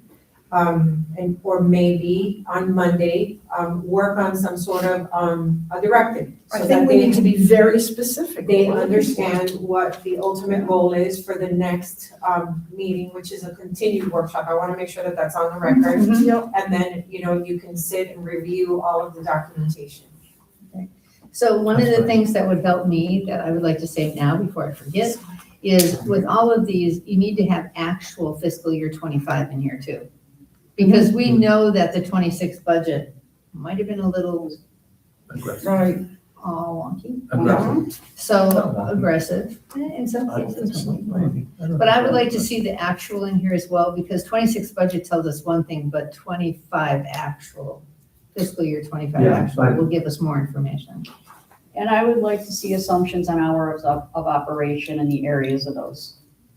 As I see the So numbers. I they'll think come that up to with a me, plan. that's critical. Well, exactly, a plan that says, here's where we can, if we need to not have a loss of 426,000 consolidated, here are some of the bigger changes we can Sure. make. And how does this sit with you and is this palatable? Correct. And so kind of for me, it's so that we have enough information to make decisions. How about guideline on dues increase that you're comfortable with? that's typically a starting point in my budget discussions for maybe decades of what the boards are comfortable with. Same thing. I know obviously it depends on the bottom line, but that's important for us to plug that in, and then we can start modeling around that. So is it 3%, 5%, 7%, but, and obviously something has to come with that. We plan to do this, we plan to do that, we plan to charge for fitness classes, keep that one to the side and fine print. But if we had that baseline, it would help in just bringing in more comprehensive budget presentation the next year. Fair enough. So, but I think that the big issue there is we modeled our assessment last year based on the budget for 26. So if you're talking, right, Yeah, Belinda? yeah. So, You don't want to know. What's everything else increasing for this upcoming year? All the other, about 3.5%. so how about we just start with that as a baseline? But you, remember then, you're talking about 3.5% over $76,000 loss, not your projection. Right. That's a huge gap. That's why I'm concerned. Sure. When I look at these numbers overall, I'm like, oh, man. You know, and maybe we shouldn't have been so aggressive on the 26 budget, but we're gonna have to land somewhere in the middle of that. 26 was, a 17% food and beverage revenue. Revenue was a Aggressive revenue. hugely aggressive. Yeah, it was $160,000. Yeah, that's crazy. just, That's where the no one gap is. That's should where, model that unless you had closures. Yeah, revenue was the biggest. And so, and for me, and that's why when I look at the revenue budget, that was my first reaction to this is I think that in order to make anything work, we're gonna have to be more aggressive on how do we get more people in the door. Yeah. Well, we do, and I know this was meant to be sort of a conservative baseline starting point, but I could tell you that, we would typically, our budgets are going to show increases. So where we're sort of modeling this to 2025 with a 3% increase from there, that should be double that at least. But it should be done intelligently where we're looking at the right months and events and misses. And we had plenty of those where we had things that just didn't play out the way we wanted them to. A dollar increase can go a long, long ways. And trust me, once a handful of people get upset about the $1 increase, it goes away. You just gotta let it happen. Just gotta, I've seen it you with gotta peel that Right. Band-Aid and rip it off. Exactly. Right. So you put a $1 increase on all the $12, $13 things we're doing, and there's a lot of incremental revenue there. Right. And that helps with COGS, I mean, you name it. So, yeah, I understand completely, but we really, as a better baseline, should be looking at a 6, 7, 8% increase in revenue, and then working the expenses down from there. okay. I know I said earlier, our COGS and our price points and 57% before. Carol does this a lot. I've been doing it for a lot of different companies. That would never fly, 52%. So we have to work with Brian and team and pricing to make sure that is inching down into 49 land. Because in the summer months, you're gonna run who knows what, because you're open and you're wasting product. And that is where you need to dial down hours of operation. So I for one, I'm excited that you're receptive to those changes because I've been involved with another club exactly like this, and they were not receptive to any changes. So that needle did not move. We weren't gonna reduce losses or reduce, change margins without changing something that was affecting those. And I think we've got a lot of opportunity to do that here. Well, we'll present that, right? And then Right. make decisions from that point forward. So for instance, when we talk about another food and beverage manager, whatever you're gonna call it, there's another person who's in management or lead or something, then that has to be reflected in revenue, in my opinion. It can't just be a pure expense ad. In order for us to survive. It doesn't this correlate budget's like that. I mean, but I understand you in the financial world of what you have to do for this entity. In the operational world, it doesn't correlate like that. Now, hiring the right captain who's touching the right tables and elevating service, it should have an effect, but it won't be by adding that person, I'm gonna increase revenue by that. I get that, and I wasn't talking correlation, I was talking more expectation. I mean, yeah, I think it'd be a gradual increase in Exactly. service expectations. Revenue would flow with that, because as they started to see things improving, maybe out there with service and standards, more people attend, more people return. So I think in the first year of adding that position, that incremental revenue from that ad is small, but it catches momentum But we and keeps also- on picking up. But we also have to look at, like I said, so we're gonna have an F&B manager, a captain, a lead waiter, and a concierge. Keep in mind, I mean, lead waiter and concierge, that's fluff language. They are a trainer of servers, that's about it. And a concierge, I mean, I don't know what he does as a true concierge, but That's, he's really, It's a host, He's host, a- hostess. And what he does a Somebody to lot show you more to your than table, that. that's what. Yeah, listen to Jill, she's It here. does a lot. Jill's here all the time. He does I'll tell a you. lot. He does a lot sets up the stage, he moves stuff He around, does. he does a tremendous amount of stuff. I think he does a lot of stuff that Maddie and Josh used to do. There's So a what whole I, lot of what I stuff hear, he I mean, does. And what I makes- hear is, to me, he kind of No, he's not backfilled just that a role. And then, That's the there's last Luciano. okay. So Yeah. I think, Okay. yes. And My let me just memory- mention one other thing too, because, beyond the whole F&B thing, there are a lot of people who come up here looking for stuff. You'd be amazed how many people come in here Yes, we told her Because- to bring in pizzas. because Okay, I'll pay for we it. can't, Don't worry. Cheryl and I are split. It's the littlest thing we have here. But we have a lot of people, for example, coming in here looking to buy a home. And, the staff is expected to walk people around. And I think there's a lot of stuff that we don't realize gets done, has to get done. But that's where I think the staff plan will really help. There's a lot of stuff that happens in the blank space. Again, which is why I really try to understand what people do here. in I'm a up here very sometimes short 3 times period of a time, day.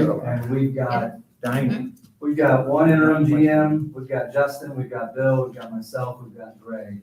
The expectations of the residents of this club do not match the staffing. No, they don't. No, they don't. And every one of those Trying to say. professionals would attest to that. And trust me, I am not saying that, I guess there needs to be an understanding of our residents as well, that things have evolved over the 20 years. And I don't think there's that recognition. Not at all. And that's part of the reason why I mentioned the stupid little thing of charging for the classes. Sure. The expectations need to change a little bit. Yeah, I mean, You can't keep, Right. but you can't keep the beer budget and want the primary well, yeah, we're revenue, right? completely contradictory department to department, right? Right. So I want a $12 meal, but, free classes, and Yes. it's this, Yes. it's all down here at low to no cost, and It's just a matter not of level real setting. I world had to today. walk away Community. from a conversation, Greg will tell you, because he heard it. I had to Yeah. walk away from a conversation because I was starting to get heated, which is somewhat unusual That's for me. unusual it for you. seems, So, but I said, look, the conversation's done, and I walked. but But I get it. Cheryl, I mean, everyone, I agree that we don't need to grab it in one year. We don't need to grab all of this, but I think, again, the initial, so I even do budgets. I've been in my club for 7 years. I do budgets, they're more comprehensive, obviously, but I do it kind of like this. But it's because I've been there for a while and everybody understands the expectations. And we start out with baseline departmental budgets and consolidateds that are very simple, not too indifferent from this.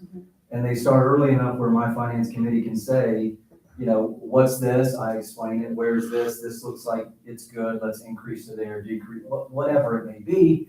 Then the next review brings a more comprehensive.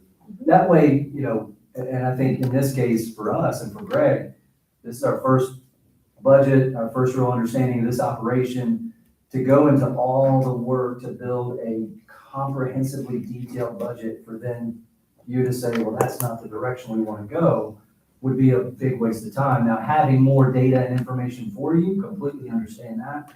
But this is really what I would need if I were in Greg's position, is understanding this doesn't look good. I don't like that. These numbers are okay, and it gives us a better baseline to then retool from here. But yeah, we've got homework to do. We'll So, get to work on all this. so do you have the prior 7-year actuals? Do I have my For food and club? beverage, for food and beverage? Do you? Oh, we do, yeah. I mean, we have it on the old budget data file. Here. This here, could you give us this for all the areas like you usually do? I can look to see what reports we have from Vesta. It's on the budget. It's on the big master budget Here, I'll show you. this year. We've certainly On the food and beverage tab. I'm looking at it right now. Yeah. Now, it's not broken out by, line item, but it's just an overall F&B revenue by month. Yeah. And I had it for, I actually might have it for 10 years. But And you have that in your Dead Sea Scroll. I've got that, my Dead Sea Scrolls, which I will work on cleaning up because they're a little, and I gotta update things. Once we went to Jonas, I kind of stopped doing it, but I can see what I can do, that update. Yeah, you're talking about I created, so that's. From you, yeah. Okay. I want it from you, because I want what's actually going into the assessment. Mhm. If you have the I don't data, have that for, if you have historical data outside of this food and beverage section, that would be very helpful. I sent it to you, I sent you my Dead Sea Scrolls when you first started. Dead Sea Scrolls? Yeah, Oh, yeah. it's a spreadsheet that's about 30 feet long of each month going back many years. Yeah. And it was a pain in the neck to actually accumulate, because Vesta's, each month Vesta would have a different chart of accounts. So you couldn't just copy and paste. You had to copy and paste and then go back, and it was formatted in a way that you couldn't play with it. And then I have to go back and change each line item each month. But it exists. So, Okay. 2024 revenue. Yeah, I like that idea. 860, Yeah, thank you, Okay. food. Then 965, then 1.125, so it went up 160,000. It did. It was crazy.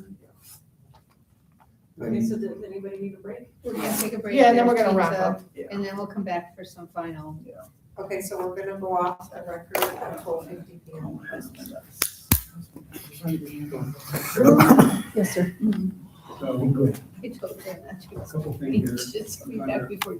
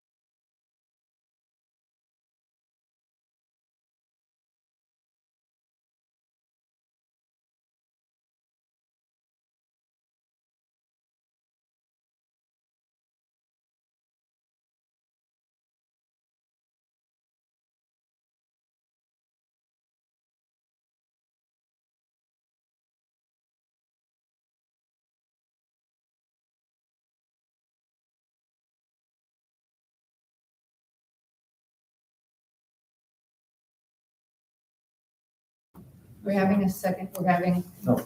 we're having a CDD. meeting the 11th.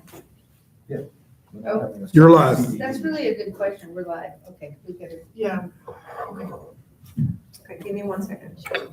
Okay, and we're back on the record at 1:07 PM. Schedule-wise, Joe, we're not having a second meeting, CDD meeting. that's correct. There's a meeting on the 11th, and that's it. The next Okay. meeting after that is June 8th. Okay, just check. Mhm. I'll be in Maine, I'll be dialing in. Oh, from across the name?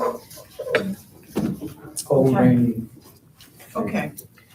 So, I think we want to talk about what we want to see, some specifics for, the meeting on the 22nd? So we want to see department, Yes. Yeah. Departmental, you know. So we want to build bottom up then. Yes, so each department. So, we talked about, okay. And we talked about 7 years of the financial data, but we're looking just the F and B. They only have one prior actual year, so I asked Carol to put in, she has 26 budget and then 20 fiscal year 25 actual next to that, so we at least have one year And I will actual. work on, and I've got a lot of that old And stuff. if you I will can- work on getting some consolidated, just so year on I year. don't want the C scroll. No, But year I on, would take no, that. yes, just the year ends, yes. It'll be a good point of reference, and then do you mind? No, From my please. perspective, it would be your best recommendation for the budget, what that is, increase year over year, and then the big items that went into that forecast, like what's different from where we are today? I mean, are we closing services? Are we adding staff? Right. Kind of those big items. Right.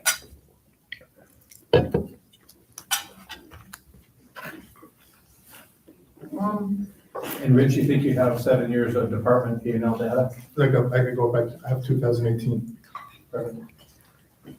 And I think I have the full PDFs of the financials from those years as Which I well. think is probably what Rich used, right? Actually, Belinda got me Oh, the Excel sheet? the Excels. Oh, okay. Well, that's, somehow, I got So- in this, so I got them from someplace, so, But my guess is these guys will need that sooner than we will to work on. yeah, I'll get to it. Okay.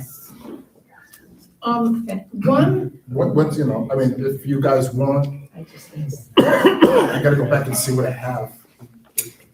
The original stuff. I mean, I can go back into the accounting folder. I'm pretty sure that Vanessa has whatever, What she sent, I mean. whatever was sent over by Vesta. Yeah. there are a couple things that before I forget, because it's important, for Jamie and Greg, we had talked about adding $75,000 for, which I don't think is in here probably, for the La Sala Mhm. drawings. Now, my question for Ken, I guess, does that come from operating or does that come from capital? Actually,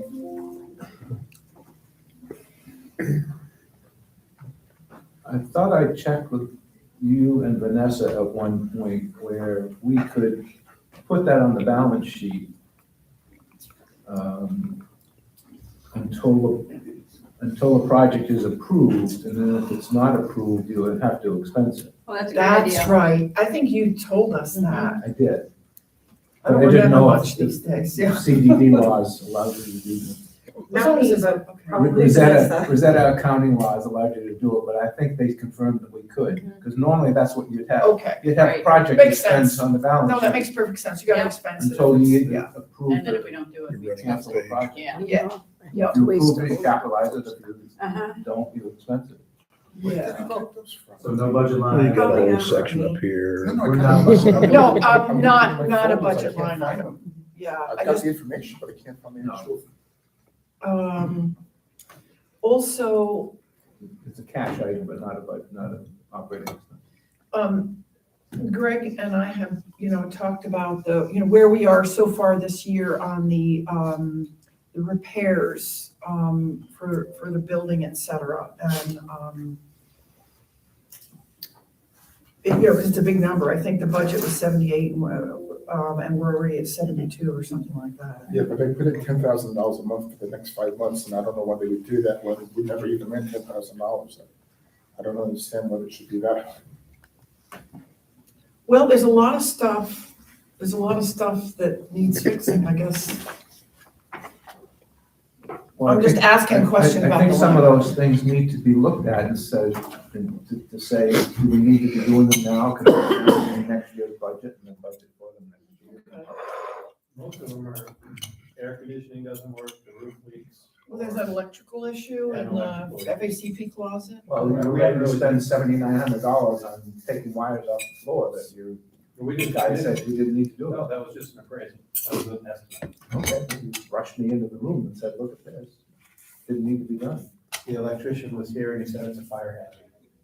And his boss said it wasn't. Fair enough. And I also pointed out, there's $30,000 of non-recurring expense at the bottom of the That hasn't been budget done. that hasn't Mhm. had anything charged to it yet. Mhm.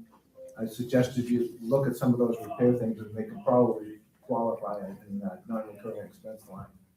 Can I ask a question? Pardon? Can I ask a question? So I did want clarification about what can be put in that account. Typically, sometimes we have like what's called non-cap expense. So if you have major repairs that normally you would think may be capital, but it doesn't qualify, according to GAAP, it would go there. Is that similar how that account is used? Yeah. Okay, Do you have parameters for that though? Any financial price? No, okay. Because there's a lot. I mean, a lot that what has hit this year It's is effectively very likely to it's not a occur for another, who knows how many years. It is definitely inflating the number. So I think, Greg, in the $10,000 number, we spent more than that in average so far this year. So just spreading that allocation over the remaining months. that number is, it's like a contingency. Yeah. So if you put nothing on that line and your repairs and maintenance goes over budget by 30,000, you leave it. can I also ask about the cap reserve expense? The what? Capital reserve expense of $87.50 a month? You know, that one beats the crap out of me because I don't know why it's not in the capital reserve fund, why it's showing on the operating expense line. I asked that question I don't know what you're looking at. 6 months ago. At the bottom of the River Club operating expense budget is a line item called capital expense. In the consolidated sheet? Or under their budget? On our consolidated, right? No, Yeah, it is on your consolidated in the Yeah. bottom. yeah, I think it's on Yeah. Gazette Bottom section. consolidated as well. I have to check, I'm not sure. And we approved in the last year's budget, Mhm. as part of our funding, we approved $75,000 in capital to be spent on something we didn't know at the time. Could be bocce courts, could be anything, but we just said we should have something funded in the capital reserve fund Wasn't LaSalle, was it? for it. No, No. it absolutely wasn't Masala. No. And it ended up in the budget on the operating Right. expense line. And I've asked that question multiple times this year. And I don't know why it's there and not on the capital reserve fund. I know it's one big happy family, but it makes a difference. Let me ask her. And if we're not gonna use it for new capital this year, it seems we can repay the reserve fund we borrowed from last year Mhm. and put it into capital. Yeah. This year. I know it's accounting manipulation, but I don't think it belongs in the operating budget. It's not operating profit. Yeah, And, Yeah, I don't- and also by throwing it in here, it also screws up the actuals, the budgets, because it's not being funded, and so it looks like you're doing better than you are. Well, right. we discount that, and I don't use those numbers when we do our financials. I know that, but No, but, But But these are we the do, ones, yeah. but these are the ones that are being posted up, Yeah. that, you know. yeah. It just, to me, it doesn't belong. Speaking of which, I'll check. What, me, or it doesn't belong? no, I don't understand why we're putting the Christmas bonus in the income statement, in terms of revenue. To me, it's not revenue. It's a zero cost This item. is, yeah, We Yes, talked about we this put some. before in the years past. Mm, It's pass-through expense. mhm. They best chose to show as revenue and expense. And I think the reason was because the expense needs to be there in order for them to properly run it through payroll and have the appropriate Okay, that makes sense. tax Yeah, and everything. yeah, So yeah. that's why it shows that way. Yeah.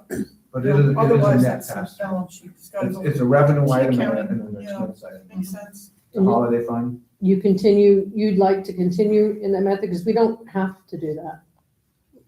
I don't think. Typically, we do it through the balance sheet. That's Oh, right. that's a great idea. That's where it should go. It's like, if you can process it That's through better. payroll that way, Yes. yeah, Yes. I just assume not see it on the P and Yeah. L. No, Agree. it shouldn't be. on Agree the payroll 100%. and the related payroll taxes. But I just. Come out of I didn't the feel fund. yeah, but strongly the about question it is, if we because start it's changing zero. it now, it's gonna start, and we start doing a comparison year upon year. But it's not huge. It's not a big number, yeah. And we know we're making the change, so it's a footnote. Yeah, and this year it was not put to income. We did not It was in the record it to budget. income, You did it, correct. okay. So it went in and out of the balance sheet. We actually have, Yeah. I think you asked for that detail. And, I okay, yes, so, Okay, and then for, He's doing Jill, it. can I just answer? Yes. I'm looking at the adopted budget, Yeah. and the capital reserve was in the budget, I know, Yeah, but on the P and L, but it's here, so it should be reflected in there. As because an expense you line. guys put it there. And We didn't put it in there. This is what we received as your final budget for the district. This was a final budget that was adopted. so why wouldn't it, It's in the worksheet. Yeah, it's in the admin, you know. I understand, I don't know why it's there. I think I even asked at the time. Well, because That's the thing that this they was wanted. when, this was in the Excel worksheet from Vesta. I don't have notes in their Excel worksheet, but I just had a there flash was a memory. discussion. I remember there was a discussion. There was a discussion, and you know what? Because I think yeah. it was because that capital reserve was running. So below. low. Yeah. And I don't remember much from last year at this time, but oddly, I do remember that it was But running it is a low. budgeted line item, and it's We in bring the it up. adopted budget. so do we need to move it For next year. for next year? I don't know if you can. It's not moving, it is whether or not you It's a want to continue contribution. having We a just don't capital fund it reserve next line year. item in your, Well, in the and- budget. Because I No, think, you funded in the capital fund. Right, Right. and it just doesn't, right, it's a zero, I it's don't- nothing I- in here. I think that was I what it think I was. think that's why, because I remember Ken saying, well, I can't think of anything off the top of my head that we're gonna need the capital for, but we ended up putting something in. That's Yeah, what I we seem approved to recall. we Yeah. approved $75,000. But as at year capital. end, that money has to go into the reserve capital then, Right. Right. the capital reserve. Good, So why don't we that's put where it it belongs. Why wasn't it, why wouldn't it have been on In the the reserve. balance But why is sheet? it, why is it Why an is it operating there? expense? Shouldn't it be an Yeah. operating expense? That's how it was budgeted. You're the CFO. It wasn't put into Question the at the reserve, time. but It's very strange. it's in the Yeah, I- actual enterprise fund, worksheet. It was Oh. included. But there's your answer. So basically, we have money we didn't do. It's there because it was there. No, And then we it was actually budgeted for under the enterprise fund. That's weird. But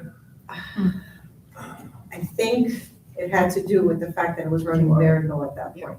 But Mhm.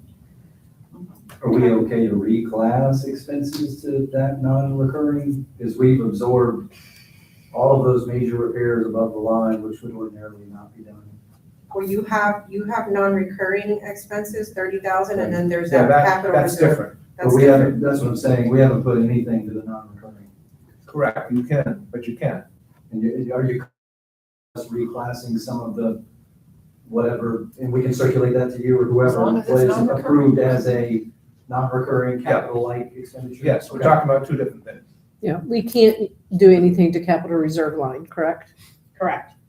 I'm just talking about non-recurring because it's blended with the capital below I the know, line. but we were talking about the capital. Oh, gotcha.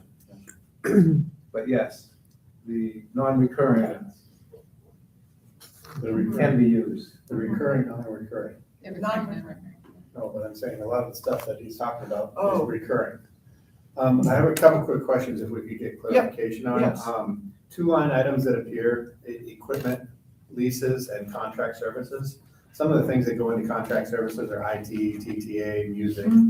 But we also have multiple equipment leases, things like the ice machine, the dishwasher, ice machines, dishwasher, the copier, and we're adding 2 AEDs to the facility, and those will be a lease as well. Right now, they're rolled in. Now, if you want to eliminate one of the line items, we can do that to line up somewhat with previous past history.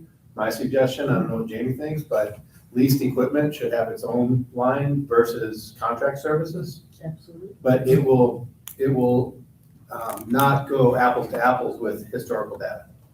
So we can put a notation on the financial statement saying that all leased equipment is now, because I can think off the top of my head of 4 different things that we lease. And if we start leasing fitness equipment, That is another one that could come down the pipe. Yeah. It should be a separate one. Yeah, and I think you're right, Greg. If this is notation there, then I'm just trying to avoid Carol having to go back and reclassify historical. No, there's no need. No need to do that. Not historical, but current year you can. Previous months. Sure. Just do it in one lump. Yep. Make one big I mean, adjustment. repairs and maintenance for building and equipment. It'll distort that from that 1 month. Repairs and maintenance through March are 50 over budget. Yep. So, and we have another 8 or 10 because of the air conditioning units. We have had 2 repairs in the month of April. So that's why my guess through the end of the year, to Jamie's point, was kind of a ballpark on where I expected it to land. Better to look for it now than be shocked at September.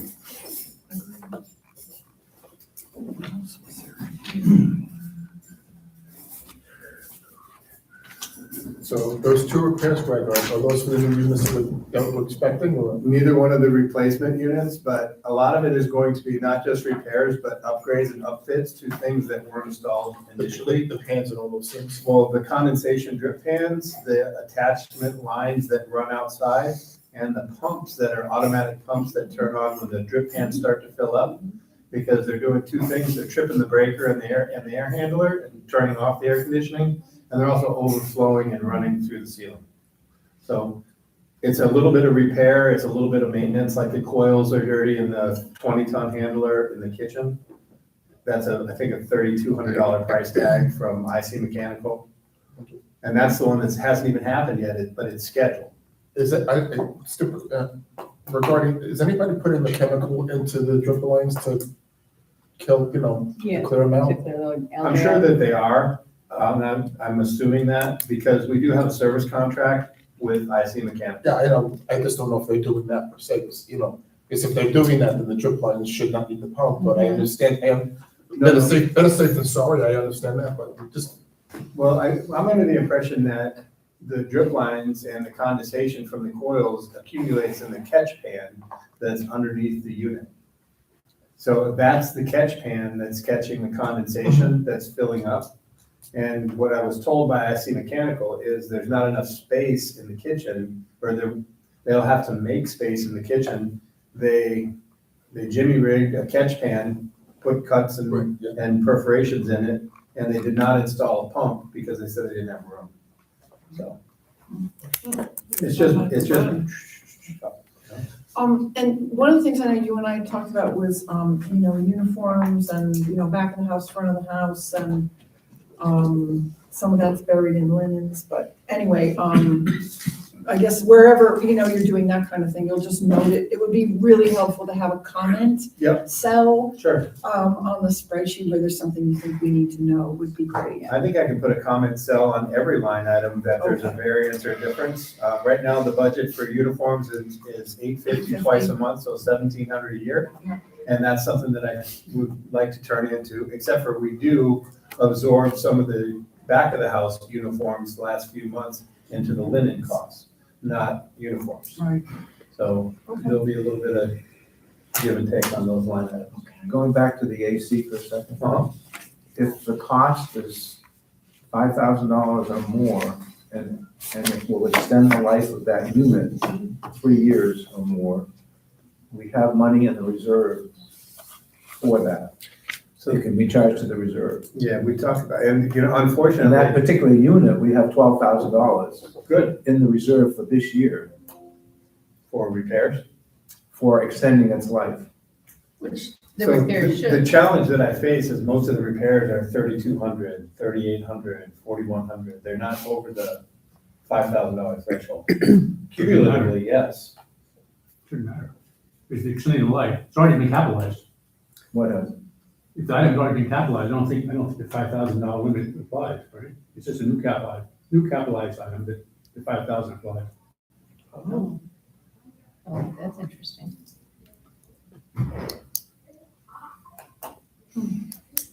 I could ask my I AI. have to reread it, but I'm not sure of that. Creative accounting.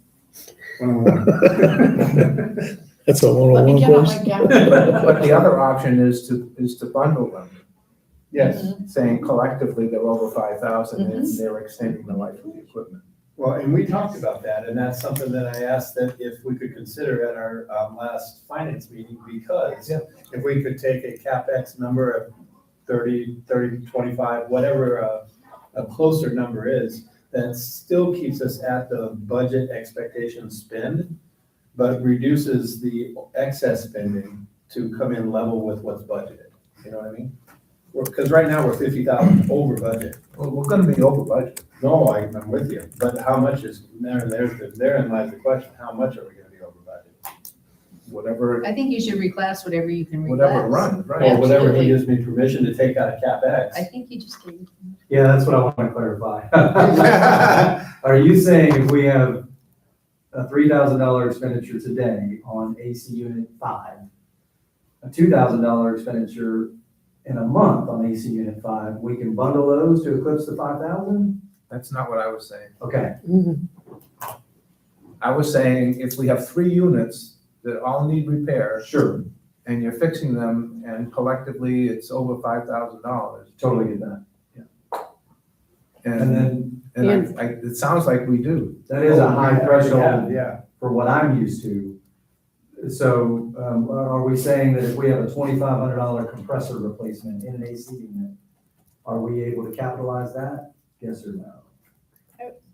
Yeah. It sounds like two different I think so. I statements. think Or so too. It's already on the books as a. maybe we need to confirm that and we, because the reason we're over on those lines We'll take it to committee. are major capital light repairs. And it is definitely We'll take distorting it to committee. the budget, the above the line budget. And if we do have a below the line or a reserve that's intended to carry these expenses, we absolutely need to. I would have thought as long as you're consistent in how you do it Yeah. over time, you can do it. Which we have been historically. AI, okay, according to AI is saying there is no dollar amount. Many businesses just use $1,000 or $5,000. AI didn't. IRS, Yeah, but we have a IRS, CapEx Yeah, Yeah. policy. IRS safe harbors. And then they said to qualify for CapEx, it must, We'll take it offline. Okay. Thank you. Finance committee will deal with it. okay. I'm just saying, And I know. Okay.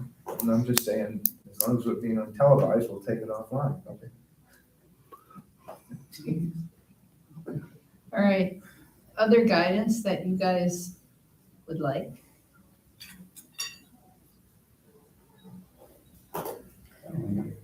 well, opening up the can of worms to different data points and collections, hours of operations and available operations, because just to clarify something that was said earlier, I did not say we should take away lunch service. I said, if the money is not there to fund the hours of operation, the amenity, because I remember what I did say was the easiest thing for me would be to say, we're open 7 days a week for lunch and dinner. And we have the funds to provide 7 days a week for fun lunch and dinner.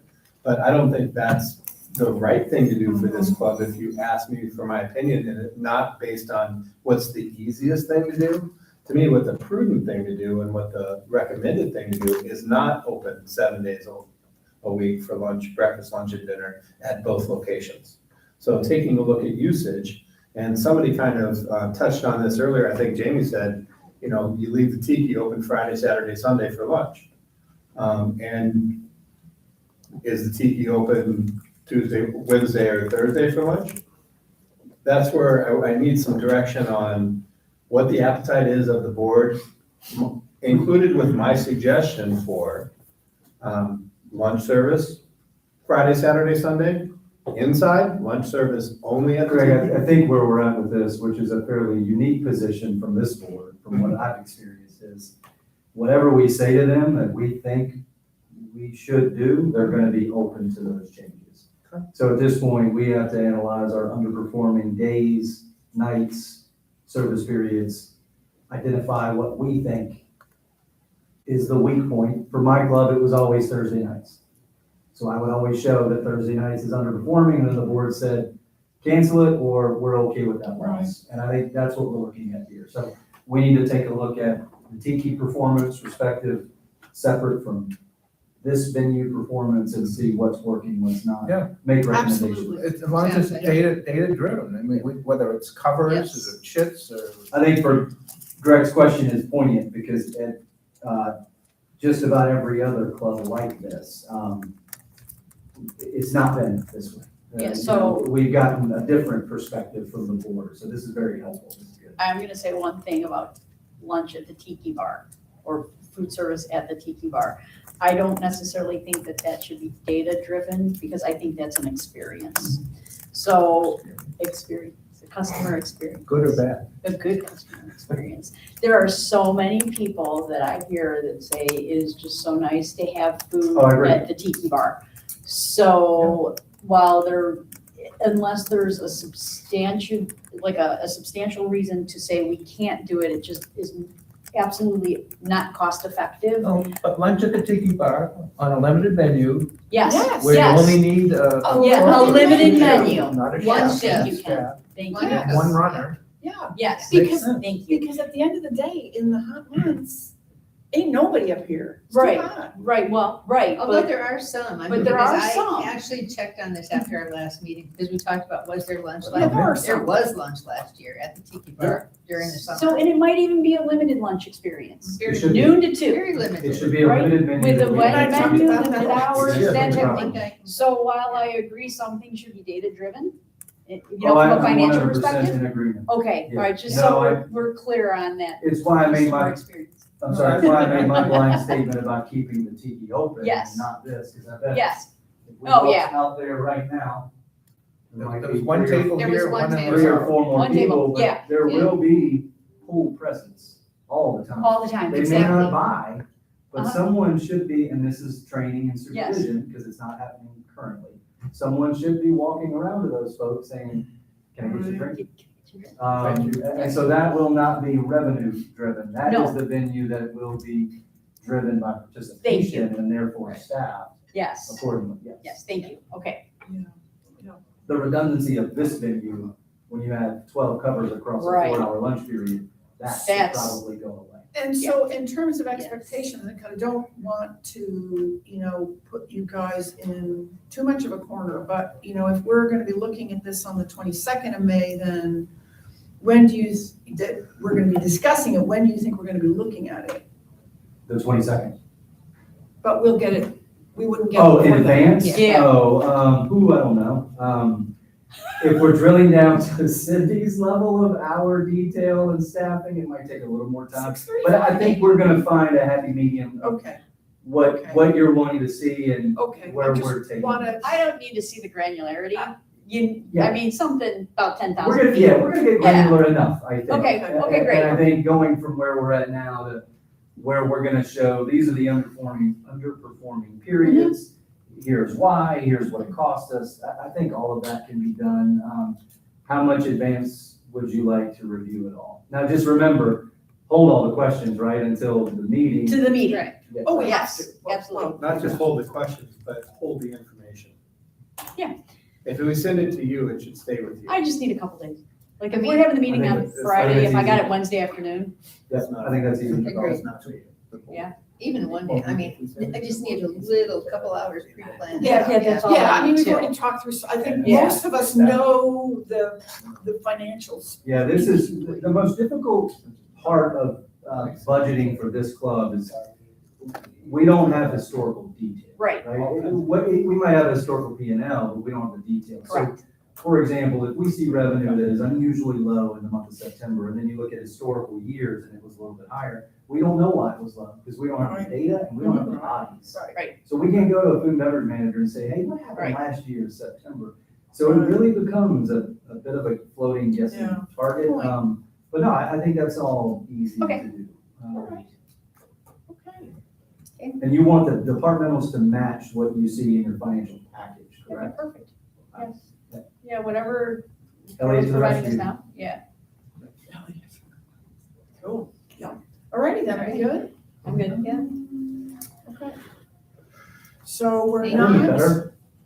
so we're just not saying anything because we're No, continuing. we're gonna actually have a motion to continue the meeting, to continue the workshop, to May 22nd, 2026 at 9:30 a.m. to be held here at the River Club. So moved. Second.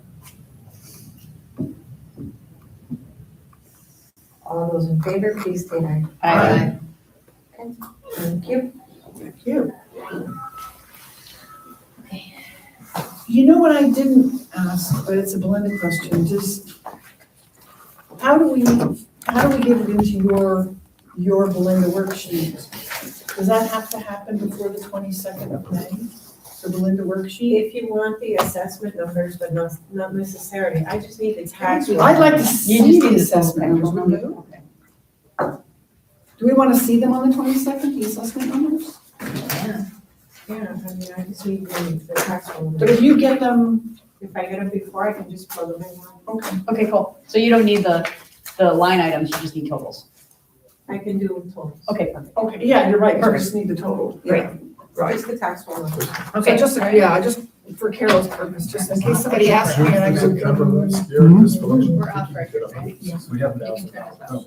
We just need You voted. That's not an insignificant No. number. Hey, Jamie, just to throw it out there, just last summer at the peak